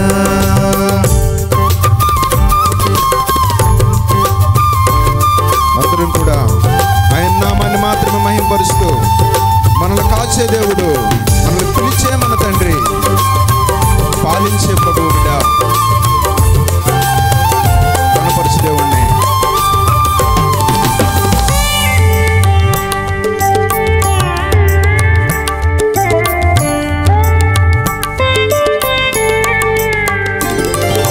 మమ్ము కాచే మమ్ము పిలిచే మమ్ము చూసే మాతో నడిచే. మమ్ము కాచే మమ్ము పిలిచే మమ్ము చూసే మాతో నడిచే. మమ్ము పాలించే మా తండ్రివి, మమ్ము దీవించే మా ప్రభుడవు. మమ్ము పాలించే మా తండ్రివి, మమ్ము దీవించే మా ప్రభుడవు. నీవే నీవే నీవే మాధిపతివయ్యా. సర్వోన్నతుడవు సర్వశక్తుడవు నీవే యేసయ్యా, నీవే యేసయ్యా. మహోన్నతుడవు మహిమాన్వితుడవు నీవే యేసయ్యా, నీవే యేసయ్యా. పాలించే దేవుడు ఆయన అయి ఉండాలి. మన కోసం ఆ దివిని విడిచి భూమికి వచ్చిన తండ్రి, ఆయన పరిపాలన మనం ఉండాలనే ఒక ఆలోచనతో దేవుడిచ్చిన భావాన్ని బట్టి, ఇశ్రాయేలు నడిపించిన పరిస్థితులను బట్టి పాట రాయడం జరిగింది. స్తోత్రం చెప్పండి దేవుని గట్టిగా. హల్లెలూయా. ఇంకొక పాట.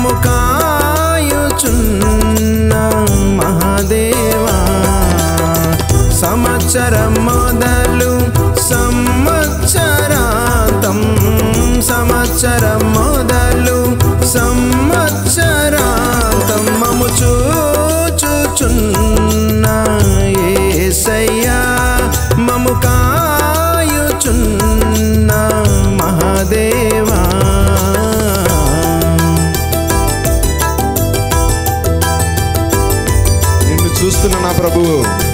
సంవత్సరం నుంచి సంవత్సరం అంత వరకు కూడా ఆయన కనుదృష్టి మన మీద ఉండాలా.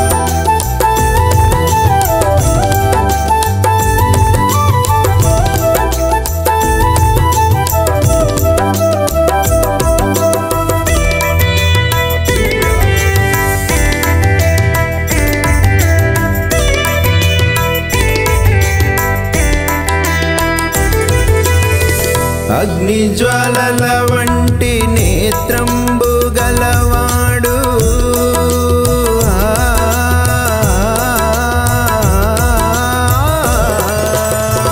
అగ్ని జ్వాలల వంటి నేత్రంబు గలవాడు, అపరంజి పోలిన పాదములు గలవాడు. అగ్ని జ్వాలల వంటి నేత్రంబు గలవాడు, అపరంజి పోలిన పాదములు గలవాడు. అతి సుందరుడు తేజోమయుడు, అతి సుందరుడు తేజోమయుడు, మా కష్టంబు చూసి రక్షింపదిగి వచ్చే చూచుచున్న యేసయ్యా మము కాయుచున్న మహాదేవా.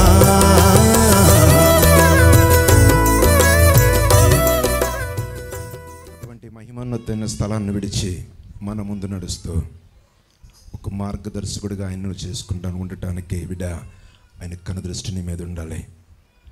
శాసించగలిగిన నా తండ్రి చేతుల్లో నువ్వు ఉంటే ఆ భవిష్యత్తు వేరుగా ఉంటుంది. స్తోత్రం చెప్తాం దేవునికి. హల్లెలూయా. దేవునికి మహిమార్థమై జరగాలని మన మధ్యన సేవకుడు ప్రార్థన చేస్తాడు. మీరు నిజంగా అభిషేకం కలిగి దేవుడు ఎలాంటి వారినైనా లేవనెత్తుతాడు అనేది మాత్రం నిజం. మరి ఎందుకు పనికిరాని వాళ్ళని ప్రభు మరి చక్కటి పరిశుద్ధాత్మతో కలిగిన మరి అలాంటి పాటలు మరి రాసిన మరి మోజేశయ్య గారికి నేను కూడా వందనాలు తెలియపరుస్తున్నాను. అలాగే సిస్టమ్ ఎవరైతే మరి ఆపరేటర్ చేసి ఇంత చక్కటి సంగీతాన్ని నిజంగా నేను ఏ రోజున మరి నేను కూడా ఇలాంటి పాటలు పాడాలి ఆ అయ్యగారి ద్వారా కానీ సంగీతంలోకి వెళ్ళాలని ఆ హృదయం నిజంగా నన్ను ఆనందిస్తుంది. ఏది ఏమైనా ఆశపడే ప్రాణం తృప్తిపరిచే దేవుడు సర్వోన్నతునికి అందరం మేము మోకరించి ప్రార్థన చేద్దాం. సకల ఆశీర్వాదాలకి కారకభూతుడైన తండ్రి, గొప్ప దేవుడా, దయగలిగిన తండ్రి, ప్రేమాస్వరూపువైన నా యేసు ప్రభువా, ఇదిగో నిజంగా నా ప్రభువా, తల్లిదండ్రులు వదిలిపెట్టిన సమస్తము వదిలేసిన నేనున్నానని అయా ఎంతగానో మమ్మల్ని ప్రేమించి అయా నీ బిడలుగా నీ మార్గాన్ని వెతకటానికి వేరపరుచుకున్న విధానాన్ని బట్టి నీకు వందనాలు.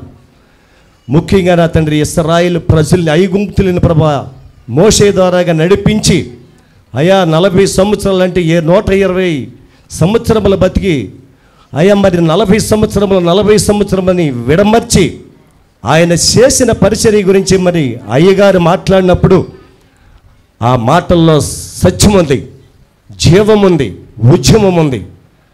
ప్రతి విషయంలోనూ దేవాతి దేవుడు తోడుగా ఉండి ఇంకా మోజేశయ్య గారిని వారి కుటుంబాన్ని వారి సంఘాన్ని ఇక్కడ కూర్చున్న ప్రతి బిడ్డని ఆయన హస్తాలకి అప్పచెప్పుకుంటూ నన్ను నేను తగ్గించుకుని ఆయన పాదాల దగ్గర అడిగి ఈ మనవలన్నీ పొందుకున్నాయేమని నమ్ముతూ వినయముతో మిక్కిలి ప్రార్థించి బ్రతుమలాడుకుంటున్నాను తండ్రి.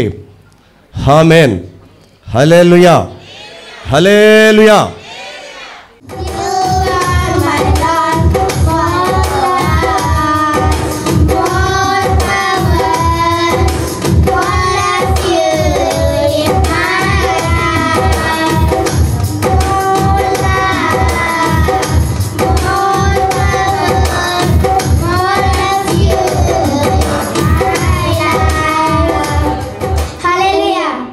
ముగింపు ప్రార్థన మనకు ఉపదేశాన్ని ఇచ్చిన సేవకులు మరి ఒకసారి అని ప్రార్థించి మనందరినీ దీవించాలని, ఒక అభిషేకంతో నడిపించబడుతున్న వ్యక్తులు, అటువంటి సహవాసములు ఉన్న వ్యక్తులు మనకెంతో అండగా ఉండాలని, జీవము కలిగిన దేవుని కృపలో ఇక్కడికి నడిపించి వర్తమానాన్ని ఇచ్చి మనం బలపరిచిన దేవుడికి మోకరించి ప్రార్థిస్తూ మహింపరుద్దాం.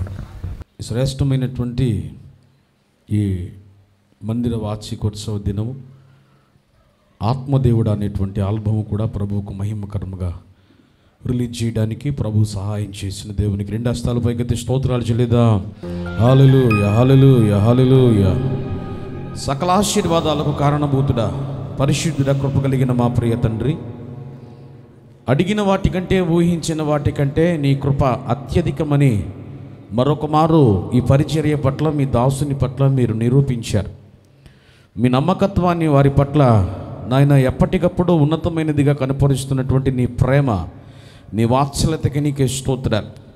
ఇదిగో ప్రభువా, ఈ శ్రేష్టమైన సంతోష సమయంలో ఇంతవరకు నీ సన్నిధిలో చేరి నీ నామాన్ని గణపరచగా అద్భుతమైనటువంటి రీతిలో సిద్ధపరచబడినటువంటి ఆల్బమును నీ కొరకు నీ నామము పేరిట ప్రతిష్ఠించడానికి అనేక మందికి దీవెనకరముగా, ఆశీర్వాదకరముగా, ఆదరణకరముగా ప్రభు ఆత్మలో వర్ధిల్లింప చేసేదిగా నాయన ఇప్పటికే మీరు ప్రభువా దీన్ని మీరు ఆశీర్వదించారు. దానికి నీకే వందనాలు నాయన. ప్రభువా, మీ సేవకునికి మీరు ఇచ్చిన జ్ఞానమును బట్టి, నాయన భావజాలమును బట్టి, నాయన ప్రభువా తమ్ముడు విల్సన్ గారికి మీరు ఇచ్చిన జ్ఞానమును బట్టి, నాయన చక్కని శ్రావ్యమైన సంగీతమును బట్టి, నాయన ఆ మాస్టరింగ్ను బట్టి నిన్ను స్తుతిస్తూ ఉన్నాం. అద్భుతమైనటువంటి క్వాలిటీలో సాంగును ప్రభు మీరు సిద్ధపరిచేటువంటి కృపను మీరు దయచేశారు. వీటిని ఎందరైతే వింటూ ఉన్నారో, ఎందరైతే ప్రభు చూస్తూ ఉన్నారో వారందరూ ప్రభు దీవించబడుదురుగాక, నాయన వాటి ద్వారా తృప్తిపరచబడుదురుగాక, నిజమైన ఆదరణ వారు పొందుకుందురుగాక. నాయన ఈ పరిచర్యలు ఇంకా అనేకమైనటువంటి అద్భుతమైన గీతములు మీ దాసునికి మీరు దయచేయబోతున్నారు. నూతన సంవత్సరంలో ప్రభువా మహిమ నుండి అధిక మహిమ అన్నట్లుగా ఈ పరిచర్యను మీరు విస్తరించబోతున్నారు. నీకు వందనాలు నాయనా. ఈ మందిరములో నూతనమైన కార్యాలు చేయబోతున్నారు. నీకు వందనాలు. అనేకమైన నూతన ఆత్మను మీరు అప్పగించబోతున్నారు. నీకు వందనాలు. పరిచర్యను మహిమకరముగా మార్చబోతున్నందుకే నీకు వందనాలు తెలియజేస్తున్నాను. దీని వెనక ప్రభు సహకరించిన వారిని, కష్టపడిన వారిని, ప్రయాసపడిన వారిని మీరు దీవించమని, ఈ యొక్క మందిర ప్రతిష్ఠిత వార్షికోత్సవ వేడుకలో పాలు పొందిన బిడ్డలందరినీ మీరు దీవించమని, పరిచర్య నాటికి మీరు ఆశీర్వదించమని, మీ సేవకులు, సేవకురాలు, వారికి ఇచ్చిన తల్లిగారు, తండ్రి గారు, వారి కుటుంబం, వారికి ఇచ్చిన 2 కుమారులు ప్రభువా నాయన నీ కృపలో వారిని కూడా మీరు జ్ఞాపకం చేసుకోమని, ఇదిగో ప్రభు ఇంతవరకు నీ నమ్మకత్వాన్ని మా మధ్య ఉంచి నడిపించినందుకు నీకే స్తోత్రాలు చెల్లిస్తూ, రాబోయే దినాల్లో ఇలాంటి ఉన్నతమైన, బలమైన, ఘనమైన కార్యాలు అనేకం ఈ పరిచర్యలో జరిగేటువంటి కృపను మీరు దయచేసి మహిమను పొందమని, శోధకుడిని సిగ్గుపరచమని క్రీస్తుని నామమును బట్టి ప్రార్థిస్తున్నాము తండ్రి. ఆమేన్. మన తండ్రి అయిన దేవుని ప్రేమ, కుమారుడైన యేసుక్రీస్తు ప్రభువారి కృప, పరిశుద్ధాత్మ దేవుని అన్యోన్య సహవాసము, ఆదరణ ఈ దినము జరిగిన మంజీర వార్షికోత్సవ వేడుకకును, ఈ దినాన ప్రతిష్ఠించబడినటువంటి ఆత్మదేవుడా అనే ఆల్బముకును ఆయన కృప సదా తోడై నడిపించునుగాక. ఆమేన్. యేసు రక్తమే జయం, శిలువ రక్తమే జయం. ప్రభు యేసు నామమునకు సంపూర్ణ విజయం, అపవాదికులకంత నాశనము కలుగునుగాక. ఆమేన్. ప్రభు యేసుని నమ్మాలి అందరూ, యేసుతో నడవాలి ప్రతొక్కరు. ప్రభు యేసుని నమ్మాలి అందరూ, యేసుతో నడవాలి ప్రతొక్కరు.